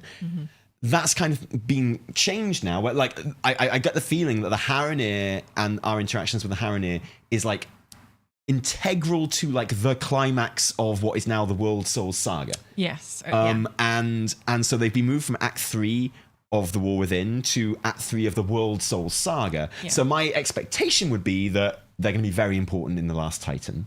Yeah, and this is kind of a new format for everyone, right? Having this I keep wanting to call it a trilogy, but I've heard devs call it a trilogy now. Okay, are they calling it? Is it cool to use? Okay, I'm okay. Yeah, so having this trilogy of expansions telling a bigger story, we're not used to this either. So seeing something that you expect to be in one expansion not appearing, it's kind of disappointing. But at the same time, it's oh wait, no, actually, we are here to experience a story over these 3 points. So naturally, it makes sense that that it will move into one of the other two parts. I don't think there's no sense from my part that they're being abandoned or anything like that, or that even their story has really changed, or been cut or anything like that. No, I think it's just whereas before I think we would have gone to their home, which is heavily implied to be very close to the world soul itself, right by it. Yeah, right? exactly, and even deeper underground than Ashgahet and stuff like that.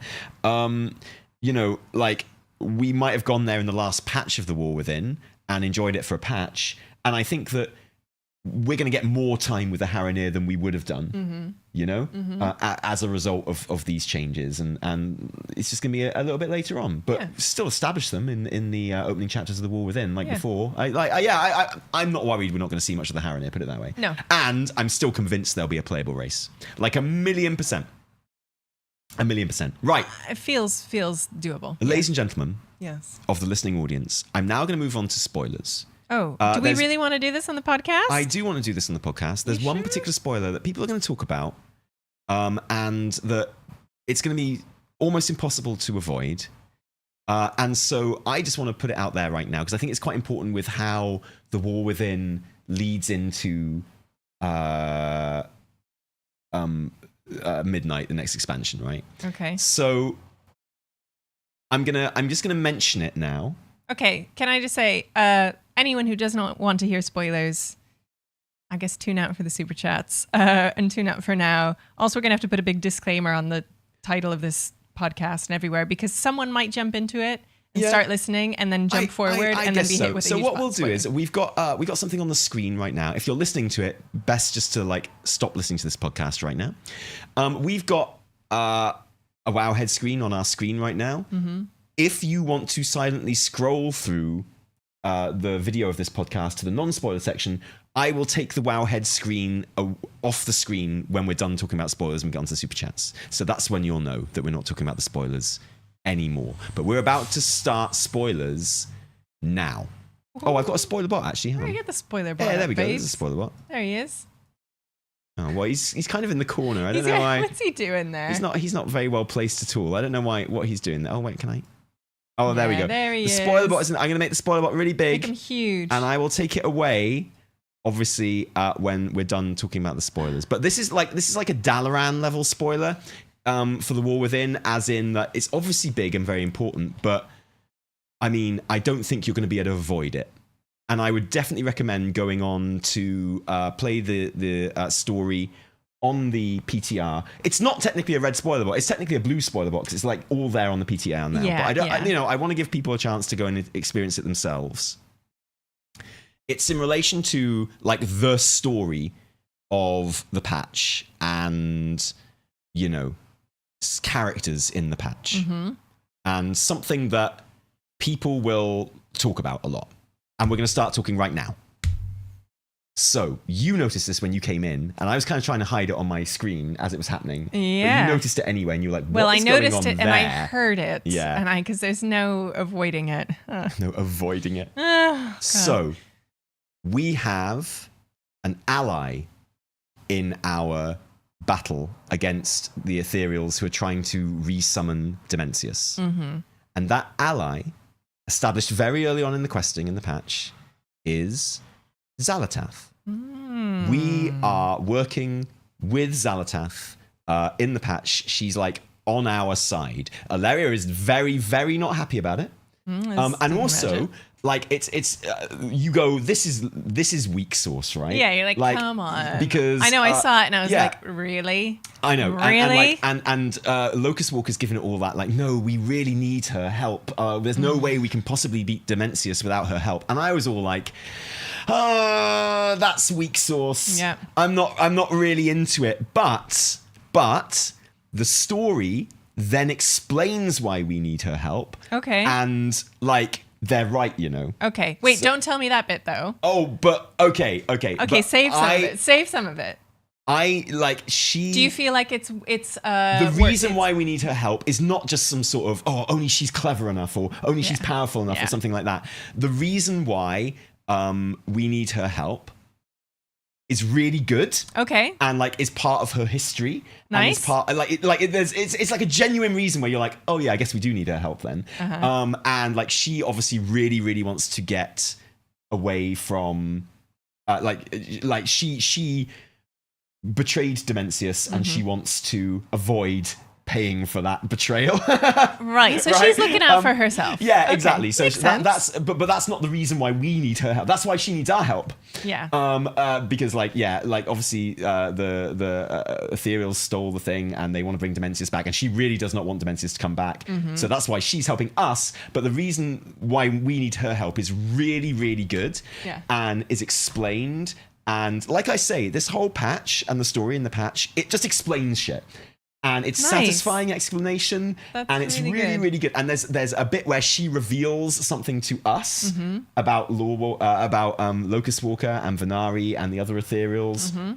And we're like, oh shit. So you've got this thing where Alaria is... So I know there are people in the chat who are going to be like, oh, sigh, and, you know, lame, blah, blah. But I promise you, in my opinion, the reasons why we need her help.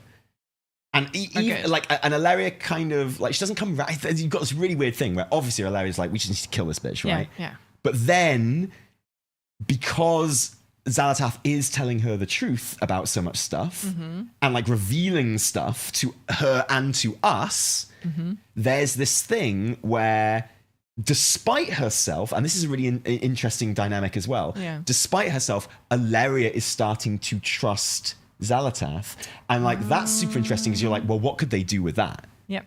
And so, does that mean they kiss? Well, no, but everywhere we go, it's like, you know, don't trust her. Do not trust. Like we need her, but don't trust her. And then you've got and like that's taken as read, right? But then there's this thing where Alaria, because Xalatath is the only one that's telling her the truth in this situation, is like kind of coming round to her a little bit, and it's like it's kind of interesting. And it also shows why Dimensius is the last boss of this expansion and not leading into like midnight. Gotcha. But for me, the really interesting question that it raises is: will Xalatath still be our ally in midnight or not? Because then there's two ways this can go, right? Well, she can be like, well, Dimensius is out the way, now I can do what I... And presumably she's going to go back to her plan, right? Yeah. Once she gets the Dark Heart again or whatever. Yeah. And like she'll be the baddie. Or maybe us defeating Dimensius could trigger like something else, which she still wants to help with us. So like that's the big question now. It's going to be like, what happens then? Yeah. Okay, so, that's pretty cool. Yeah, and it's really cool. And I won't tell you like why we need her, but it's a really I promise you, it's a really good reason, and it fits and it works, and it's like it's connected to like the Rishi ribbons and stuff like that. And it's great. It's really, really good. I'm excited. There's no way you're not going to hear about this. People are going to be speculating about it all the time. Of course they will. And I know that when so many people hear about it, they're going to be like, that's weak. That's too easy. That's too convenient. And I thought that as well until we carried on with the questing, and I'm actually completely sold on it. And I think it is they've actually found a really good reason why it needs to happen. Cool. And now you have like this kind of who's the guy from Final Fantasy 14? Emmerich. Yeah. Not Emmerich. Yeah, the baddie from Shadowbringers, who like he just hangs out with you, but you know he's gonna betray you, sort of thing. Yeah. Like you got him, and so Xal'atath has got this kind of vibe going on in this patch now, where Emmett, thank you. Yeah, Emmett Selk, that's right. And you quest with him, her. And like you get to quest with Xal'atath, and it's really good because she's still Xal'atath, right? Nice. And it's just like super fun. And of course, I'm doing it on a paladin. I can't wait to do it on my Shadow Priest. Can't wait to see what she says to me. Yeah. Like, but anyway, of course. Yeah. So okay, that is really exciting. So I just want to put it out there because you're going to hear about this. And you might think it sounds really weak. I thought it was weak when it happened, like in game at first. But I'm sold on it as a story beat. Sweet. It absolutely works. It's like it's really, really cool. And it had been spoiled to me before I got to it in the story because I read the dungeon journal, the fight with Dimensius, and it's like in the second phase. The adventurers and Ilaria, with help from Xal'atath, send like one last attack at Dimensius or whatever, and it's like okay. Anyway, nice. I'm going to take off the spoiler bot now, so please do not talk about this in the chat from now on in, because we are going to be leaving the spoilers behind. In fact, just to like scroll any spoilers out of chat. Can you all just type, anyone who has been listening to the red bot bit, can you all just put a smiley face in chat just to get any spoilers out of the chat? So if people want to come back, they don't get that. Thank you. Are we having sound issues? Guys. Sorry, no, I don't think so. Scroll any. No, sounds all right to me. Okay, good. I need to leave. Okay. So yeah, I guess you do. You need to get out it's going to take me like 10 minutes to get out of my leather pants. Oh, I'm so sorry. It's but, okay. So we do have chat are rising to the occasion, and that is a proper chat cleanse there. Right now, I can safely take away the spoiler bot. I will take away this screen. You guys rule. Thank you. And we can move on. I love seeing all those smiles. Yeah, isn't that nice? We can move on now to the super chats. Yes. Which I'm afraid, like in the olden days, sorry, we're going to have to do without Evie. Oh, we only got 15 of our 20 gold. What a shame. So close, guys. What I mean, there's still a little time left. I won't have to do my amazing cosplay. I so wanted to do it. I so wanted to do it, but now... And we've got some like mega super chatters today, which is excellent. Amazing. We've done Cheers, excellently for guys. super chats, but didn't quite get you. Well, I mean, it might happen while we're doing the super chats. Wouldn't be the first time, but let's see. But yes, crew, I need to take off. I need to take this off. I need to go and look like a normal person to pick up my children. They won't believe you. They won't. You can look as normal as you like. I know. You're they all fooling know. absolutely nobody. They see through it. But maybe I can just like. There you go. Got a little. Oh, so good. You look so hot. Oh, it's unbelievable. Like, please just like that for my birthday, or even just for tonight. Yeah, please. Thanks. Yeah, I need cheering up. Later. Thanks, chat. This has been a blast. I'm really, really excited for 11.2. Be good to tally during super chats, and I will see you soon. Thanks, Evie. Bye. Cheerio, Dan. Okay, super chat number 1. Nogar, finally, Tally is truly sharp dressed. Oh, is that a reference to my shorts? I think it looks amazing. I mean, so these are my Madras. They're pleated, high-waisted shorts. But because I'm wearing this kind of like biscuit-coloured linen shirt today, it's very warm out today in Britain. It's toasty. I think it makes me look a bit like a Scotsman on like a porridge box wearing a kilt. Kind of like I look like a stereotypical Scotsman, I think, which I kind of like. I think, yeah, Scots people are cool. Fellmaster, I think the Haranir will return in The Last Titan, helping Ionar be on our side against Aman'Thul, since she is their patron Titan. Agramar too, you agree? Pretty much, yeah. We did sort of a touch on that. A little bit in the talking there, but yes, I absolutely think the Haranir. I certainly don't think I don't think basically any of their story has been cut from what it was in The War Within. I think like the fact that I think their position as being part of the climax of this story is being maintained, But obviously the climax is coming a little bit later now than it would have been if it was all sort of, one expansion story like it was originally conceived to be. And I think, far from having anything cut at all, we're actually going to end up getting loads more Haranir than we would have got if their story had been just contained within the War Within. So yeah, Haranir lovers should rejoice, honestly. I think we're going to end up with way more Haranir, and we'll all be thankful that we had, in the 11.1.7 quests, or the 11.0.7 quests, which is where we kind of said goodbye to the Haranir for this expansion.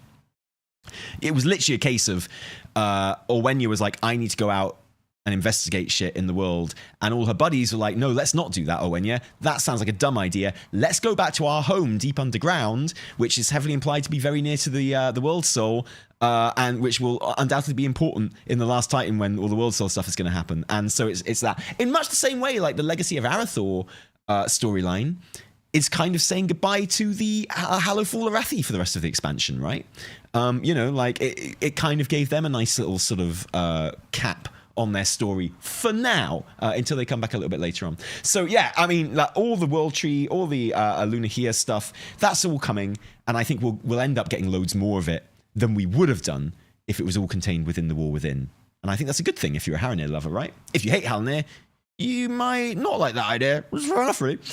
Nogar for the cosplay. Thank you, Nogar. Flame Wolf, got to see Tally all gussied up. Yeah, lots of people just. We are 4 super chats away from the cosplay, so don't let these super chats go to waste, I would say, I guess.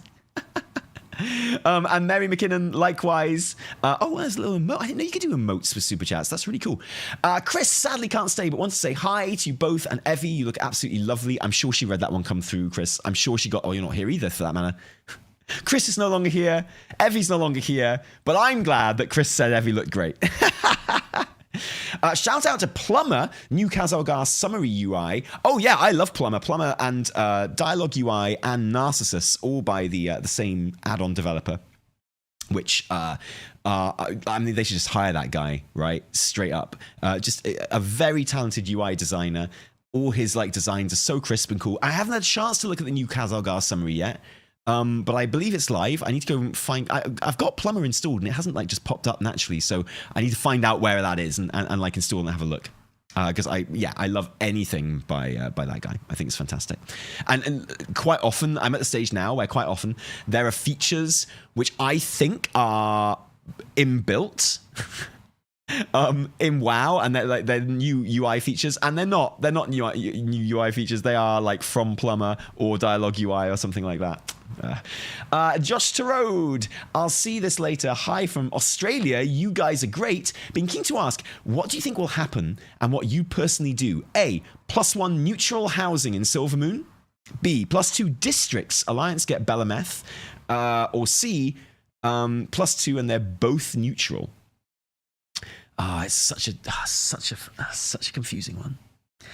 I really want there to be a playable Silvermoon neighborhood.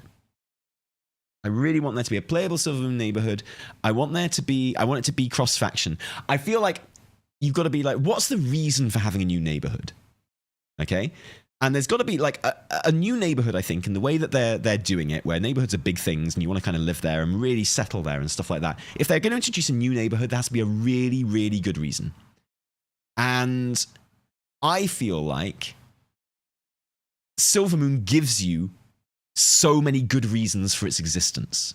Reason 1 is it's an aesthetic outside that neither of the 2 other neighborhoods have. The Silvermoon aesthetic is completely different from the Horde neighborhood or the Alliance neighborhood. That's a good reason. Number 2, you could make it cross-faction. Lots of speculation that Silvermoon will be a playable hub for both factions in the War Midnight. And if that is the case, then you could make it a cross-faction neighborhood. And that gives you something that you don't have from the other 2 neighborhoods. That's another reason for its existence. And reason 3 would be it's where the expansion is set. And having a neighborhood in the zone and in the area of the world where the expansion is set would be really exciting and make it really relevant and be really fun. I personally think with player housing coming out and launching this year, before 2026, before the launch of Midnight itself, it's way too soon for a Silvermoon neighborhood. Like, way too soon. You could feasibly introduce it at the end of Midnight, but I want it at the beginning of Midnight. You're taking away one of those 3 reasons I just gave for its existence. Then, if you add it at the end of Midnight, right? I want to have a new neighbor. I would rather, to the extent where I would rather not have a Silvermoon neighborhood if they added it at the end of Midnight. I'd rather have instead like a Northrend neighborhood that launched at the beginning of Last Titan, so we could be where the expansion is happening in that neighborhood, and that would be really, really fun. That's what I think. That's where I stand on it, right? I think, unfortunately, it is a bit too soon for the Silvermoon neighborhood. And 2 different districts. I think we're more likely to get a cross-faction neighborhood than an alliance district and a horde district for the next neighborhood. Again, simply because having it cross-faction would be a reason for it to exist. It would be offering something that the other neighborhoods didn't. So that would be my thinking behind that. Hope that answers your question. Gender bent Xalatath. I mean, yes. Xalatath is already all genders, right? So I'm not sure if that's possible, but yeah, I could do it. Look, I'm not wearing shoes right now. So I'm kind of doing a Xalatath cosplay right now. Buddy, cheers, friends. Way to call Koresh as the finale of The War Within so long ago. Thank you. I don't think I'm quite getting enough credit for that. As it happens, don't think I'm quite getting enough credit for predicting the last boss of the expansion way before the expansion actually came out, and it turns out it was actually a surprise to lots of people. What do we think the likeliest next playable classes race are based on 11.2? I'm making a video about playable classes in Midnight, new classes in Midnight as we speak. That's one of our kind of videos that we're working on for the month. And as for classes and races, it's so tough, man. It's that thing where, I mean, the next race is probably going to be the Haranir, right? It seems likely. And as for classes, I mean, we'll talk about this in the video, but if Silvermoon is going to be super important in the expansion, then some kind of Silvermoony class, like a Spellbreaker or something like that, would be like the obvious one. Tinker is always an obvious one from like a mechanics point of view, because it'd be so easy just to put in the game. It's like you could do so much with it. Like the possibilities are endless. But I also really love the Bard idea that someone came up with in that fake survey. There's a fake survey about new classes, and there was that one good idea of the Bard and like utilizing the Radiant song. And I love that. I think it's so elegant. I think it's so brilliant because it's like connected to the things that's happening. It explains why Bards haven't existed in WoW before now, which is just great. I love everything about it. I think it's fantastic. I also think that going back to the Demon Hunter thing, the Demon Hunter speculation, I don't know, they've probably data mined like the fact that it is a new spec and everything like that now.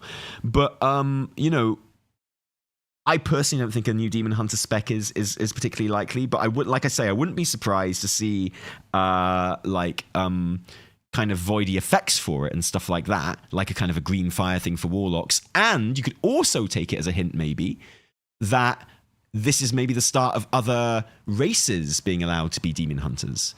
Which would be like such a massive glow up for Demon Hunters, right? So the obvious one would be to allow Void Elves to become Demon Hunters if we're talking about like voidy Demon Hunters, right? I think like Void Elves becoming Demon Hunters sounds like an absolute fucking like no-brainer, obviously, you know? So, and that would be like a very obvious thing to introduce. And from there, I'd love to see any old, like, I think after Legion, now that we've all defeated the Legion and got like reasons to hate the Legion, it's touched everyone personally. There's no reason why we shouldn't be able to have Panda Demon Hunters, like seriously. I surely thought Mana Tombs or Seat of the Triumvirate would be in the Mythic Plus pool.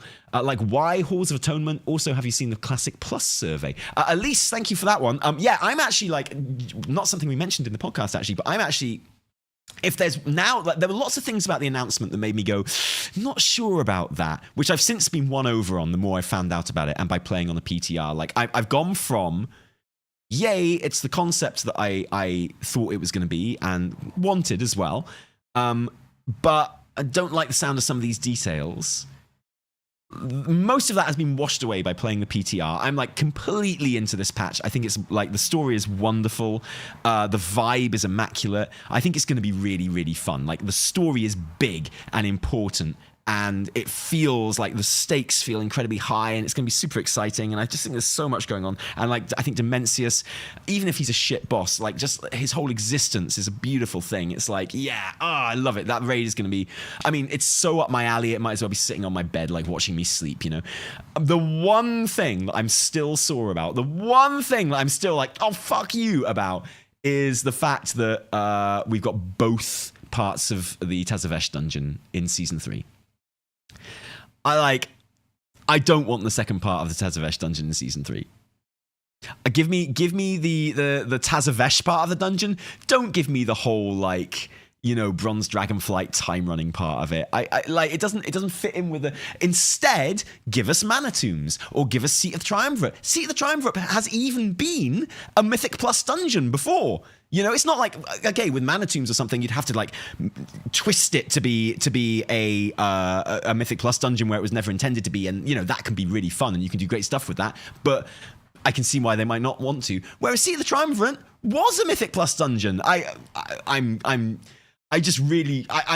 try not to be one of those like players or creators that just because something isn't what I wanted, it must be bad. You see that happen a lot in the YouTube space with WoW and stuff, and it's like I try not to fall into that trap.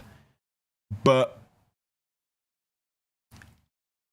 Seat of the Triumvirate is what I really wanted, and they didn't do it, so it's bad. I think it's more. No, it's not. It's not. I'm not sure that we don't have Seat of the Triumvirate. But the fact that like having both parts of the Tazavesh dungeon means we've got 3 Shadowlands dungeons. We've had 7 Shadowlands dungeons over the course of the expansion in Mythic Plus seasons, and it just seems like a lot. That's all. You know, I mean, we've had almost as many Shadowlands dungeons in Mythic Plus in the War Within as Shadowlands launched with. We're one short of having as many Shadowlands dungeons in the War Within as Shadowlands did when it launched. Just saying. Rico, hey Tally, hey Evie, cheers and love. Looking gorgeous and handsome. I am looking gorgeous and handsome, thank you, I agree. This is a day 129 of me asking the WoW team to add browse for orcs. I'm on your side, Rico. I'm a silent support for you on this one. Thank you for being a Sethrak believer, Tally. Says One Domain. Love you for it. Love the Sethrak community and me. Dude, count me in. I've like always avoided the Sethrak community now because I always felt bad that I wasn't so into them as other people. But you can absolutely count me in as a Sethrak community member from now on in. Love that. HS Arrow. Oh, good to see you, mate. Third spec denier. Shun the non-believer. I'm not a denier. I'm not even saying I wouldn't want a third Demon Hunter spec. I'm just saying I literally can't conceive of one and how it would work. But, you know, and whenever I ask my chat or whatever, like, how would it work? They're always like, oh, yeah, healing Demon Hunter with your glaives and medicine and shit. And it always sounds a bit dumb. So, but look, I'm willing to be won over. I always am. You know me. Gokan's son, do you think we will get some real impactful world revamps for Midnight Last Titan, especially large cities? Majorstil is already dead. Gilneas, Exodar, Silvermoon, all unresolved stories. Yeah, I mean, Silvermoon, obviously. And like basically anything that you have to go through that portal to get to. You've got the whole of the Ghostlands, you've got the whole of Eversong Woods, Silvermoon, you've got like the islands to the north of Silvermoon, which is where the Sunwell is, right? So, you know, presumably that's definitely going to get revamped as well. Yeah, I think you're going to get all of that remade. And not only that, but the remade version will actually be put into the open world like none of it is right now. Right now, it doesn't exist in the open world. Like, you have to go through a portal to get there. Another interesting thing, like, right on the border of that portal that leads you to the Ghostlands and Silvermoon is Strathhome, which you can't go into either in the open world, but you can see it burning when you fly there. Maybe they'll do something with that as well. Gilneas, the groundwork has been laid for Gilneas revamp. If they didn't want to make Silvermoon a neutral hub and they wanted the Alliance to have a different one, that would make a lot of sense. And Exodar as well, kind of intrinsically linked to Silvermoon in so many ways because of how they were both introduced in BFA, how they're both like in Burning Crusade, sounds a bit like BFA, how they're both like separate from the world map and stuff. It would be great to have Azimist Isle and the Exodar and stuff kind of revamped and put in as well. I mean, but Silvermoon, Eversong Woods, Ghostlands, kind of nailed on to be revamped and remade, I think. And then the question is, where do we go after that, right? In the expansion, what's the patch zones and stuff like that? Like, super interesting questions. SSM Devil, me, Thesian, no questions. Just want to see Talia in a cosplay. Tips out to you both, says the Sneck of Voldoon. Lots of snecks in chat today, thank you. Keep up the great content. Thank you, sir. Thank you. And Jakub Baranowski says, hey TNE, how much do you think our life stages and or circumstances impact our enjoyment of WoW? Wow, big philosophical question here in the super chats. Sometimes I feel myself thinking I miss the magic and mystery of vanilla, but also I was only 14, maybe everything felt more magical then.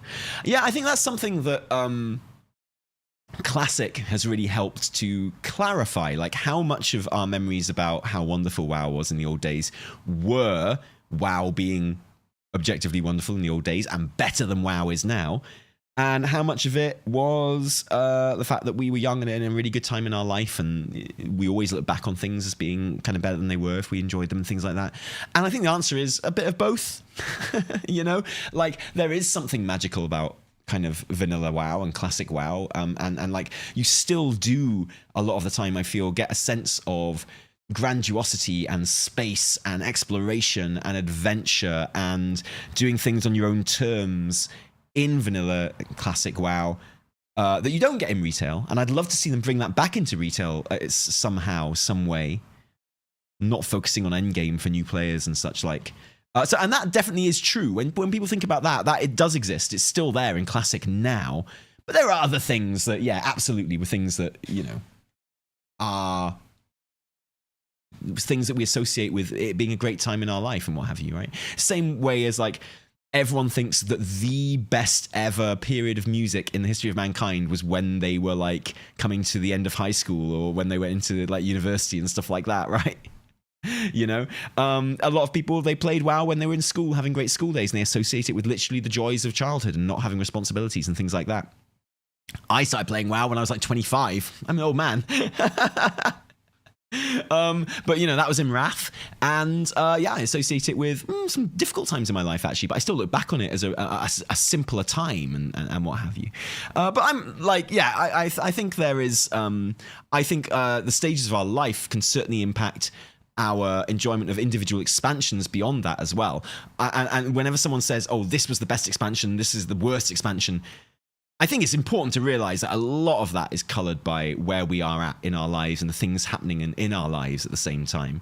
You know, there are people that absolutely despise the Legion expansion, and I love it. It was a great time in my life. The channel was taking off. It's a great expansion anyway, but you know, me and Evie we got engaged during Legion. And I always look back on BFA as being a great time in WoW as well. I stan the F out of BFA, and it's probably not a coincidence that BFA also coincided with a really exciting time in my life. Like the channel really, really took off during BFA. You know, I got married, I had my first child. It was like a splendid time in my life, and changed my life as well. So maybe that colors my view of the expansion. It probably does. It'd be naive to suggest that it doesn't really. Yeah, I think that's nailed on. Gokan's son just wanted to say, on playable races, I know it'll never happen, but I love Saberons. Hey, the groundwork has been laid on Saberons, okay? We know they're in Azeroth. They landed with us at the end of the Maga Orc unlock quest line. They came through the portal with us. We saw them running off into the Barrens. We know that they're there, okay? That groundwork has been laid. You don't have to say it's never going to happen. It can happen. It'll happen one day. I'm certain of it, genuinely. Watcher Joshua. Oh, sorry. I kind of... hang on. sorry, I lost that one. There we are. Lore walking is fantastic. Are there any specific past stories you want to see a questline for in the future? Yeah, we put it in the weekly reset this week. I want to see the Fourth War. And again, BFA, right? But there's so much of the Fourth War that people don't get a chance to do anymore. So if I was in charge, I would have a Fourth War specifically focusing on Sourfang, like playthrough. So it'd start off with the War of Thorns, which you can't play anymore. Then it would go into the attack on the counter-attack on Lordaeron, which was like the intro scenario for BFA, which is like, I think you can technically still play it, but it's like really difficult too. And then you can show all of the Sourfang cinematics through it as well, which would be great. So you can have Old Soldier before like the attack in between the War of Thorns and the attack on Lordaeron. You know, you can have all the Sylvanas stuff going on as well. It'd be brilliant. Then you do the Sourfang loyalist or traitor quest lines with Zappy Boy. Then you can do like all the quests leading in the quests around like the Siege of Orgrimmar and the Fourth War, and then you can have like the cinematic with Sourfang fighting Sylvanas, and then you can have Sourfang's funeral and like the end of the Fourth War. I think that'd be an amazing quest line to put in. I think that'd be really, really good. I think it would be a great example of like a lore walking quest line. Rico with, what do you mean there's a goal? I was hoping so fast I can't even spell goal correctly. Tom Wolfie wants Locust Walker tally for this cosplay that will be happening now, because of course we hit our 20 Super Chats goal. So thank you for that, everyone. It will happen. Don't know what it's going to be. Locust Walker could be good. Like, just if I start the next podcast with just a whole bunch of bandages around my face, you know why. Hopefully it's not because I have been in a horrific accident. Goken Sun again, do you think post-World Soul Saga we will kick off the next phase of WoW going to meet the Arathi Empire? Yeah, I actually think that, unlike the Haranir, who I think are being, like, the groundwork with the Haranir is being laid for an important part of the World Soul Saga story. And I do think that the Hallowfall Arathi are going to be important throughout pretty much all of the World Soul Saga, for sure. But I think all of the stuff that is being... the seeds that are being sown for the Arathi Empire of Light across the sea and the Emperor and all of that stuff, I'm of the mind that is being laid down as story for after the World Soul Saga, personally. I think that is like, they are like, this is where we're going to go next. Like setting up a huge, whole continent and empire and ancient people, and their belief system and stuff, and I think we're looking at like post World Soul Saga adventures in the kind of new Arathi Empire, right? Nogar, let's hit that goal. We did indeed. Rico, by the way, how's your tattoo from that Eternity Go Baldur's Gate 3 run going? Oh yeah, I've got my tattooist sorted. It's just finding a time, but the tattooist doesn't live in Swansea. Which is where we live right now. So it's finding a time when I can actually get out there and get it done without interrupting work too much. But if I come out the other side of this summer without getting it done, like literally sue me, honestly. Like, yeah. And we're going to get it done. I've got some good ideas as well. Going to be a bit cheeky with it, I think. Just wanted to say hi, the Diplomat. Thank you very much indeed. And Rico for the cosplay. Tom says, read the goal before sending super chats, Tom. Yeah, it's true. And Stuart Brown, it must be wear the same collar and be Medivh. No, I can't just do the same cosplay as Evie. Or if I will, I'll be the same person as well, right?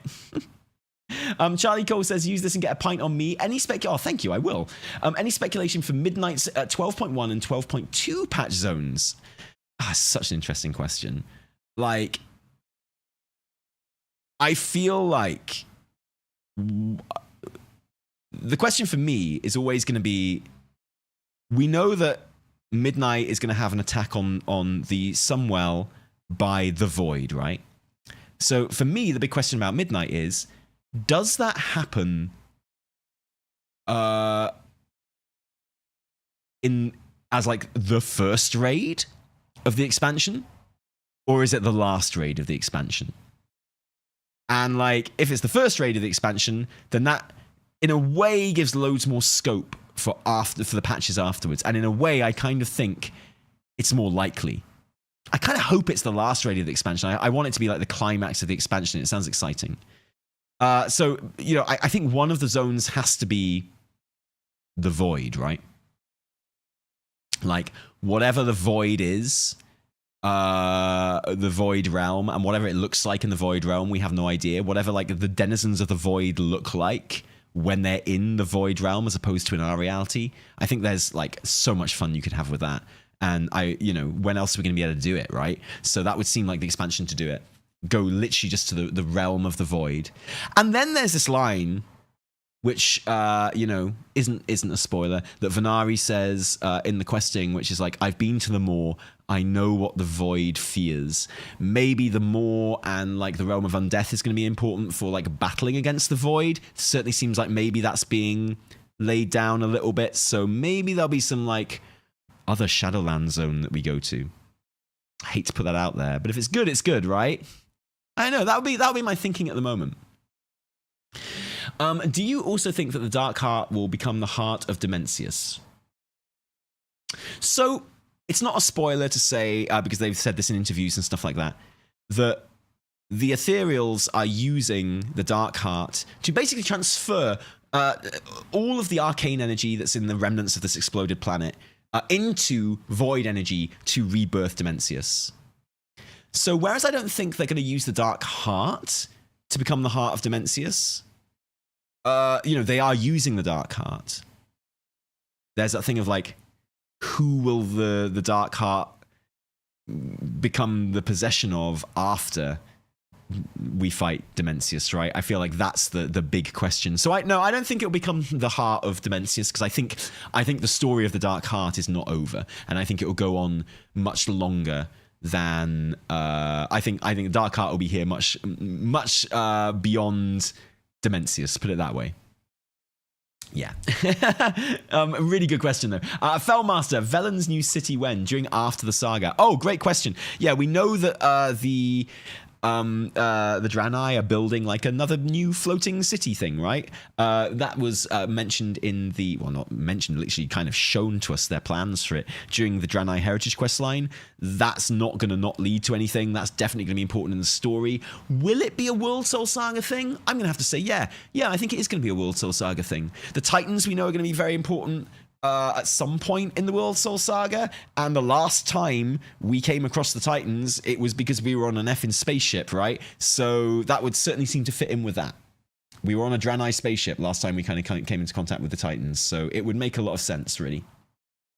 Nova Rivers Tally cosplaying as a sexy Ethereal. Is there any other kind, Nova? Not that I've seen. And Chris, there's mention of reuniting the Elven tribes in Adverts for Midnight. Thoughts on the Elven races leaving Alliance Horde and making a third faction?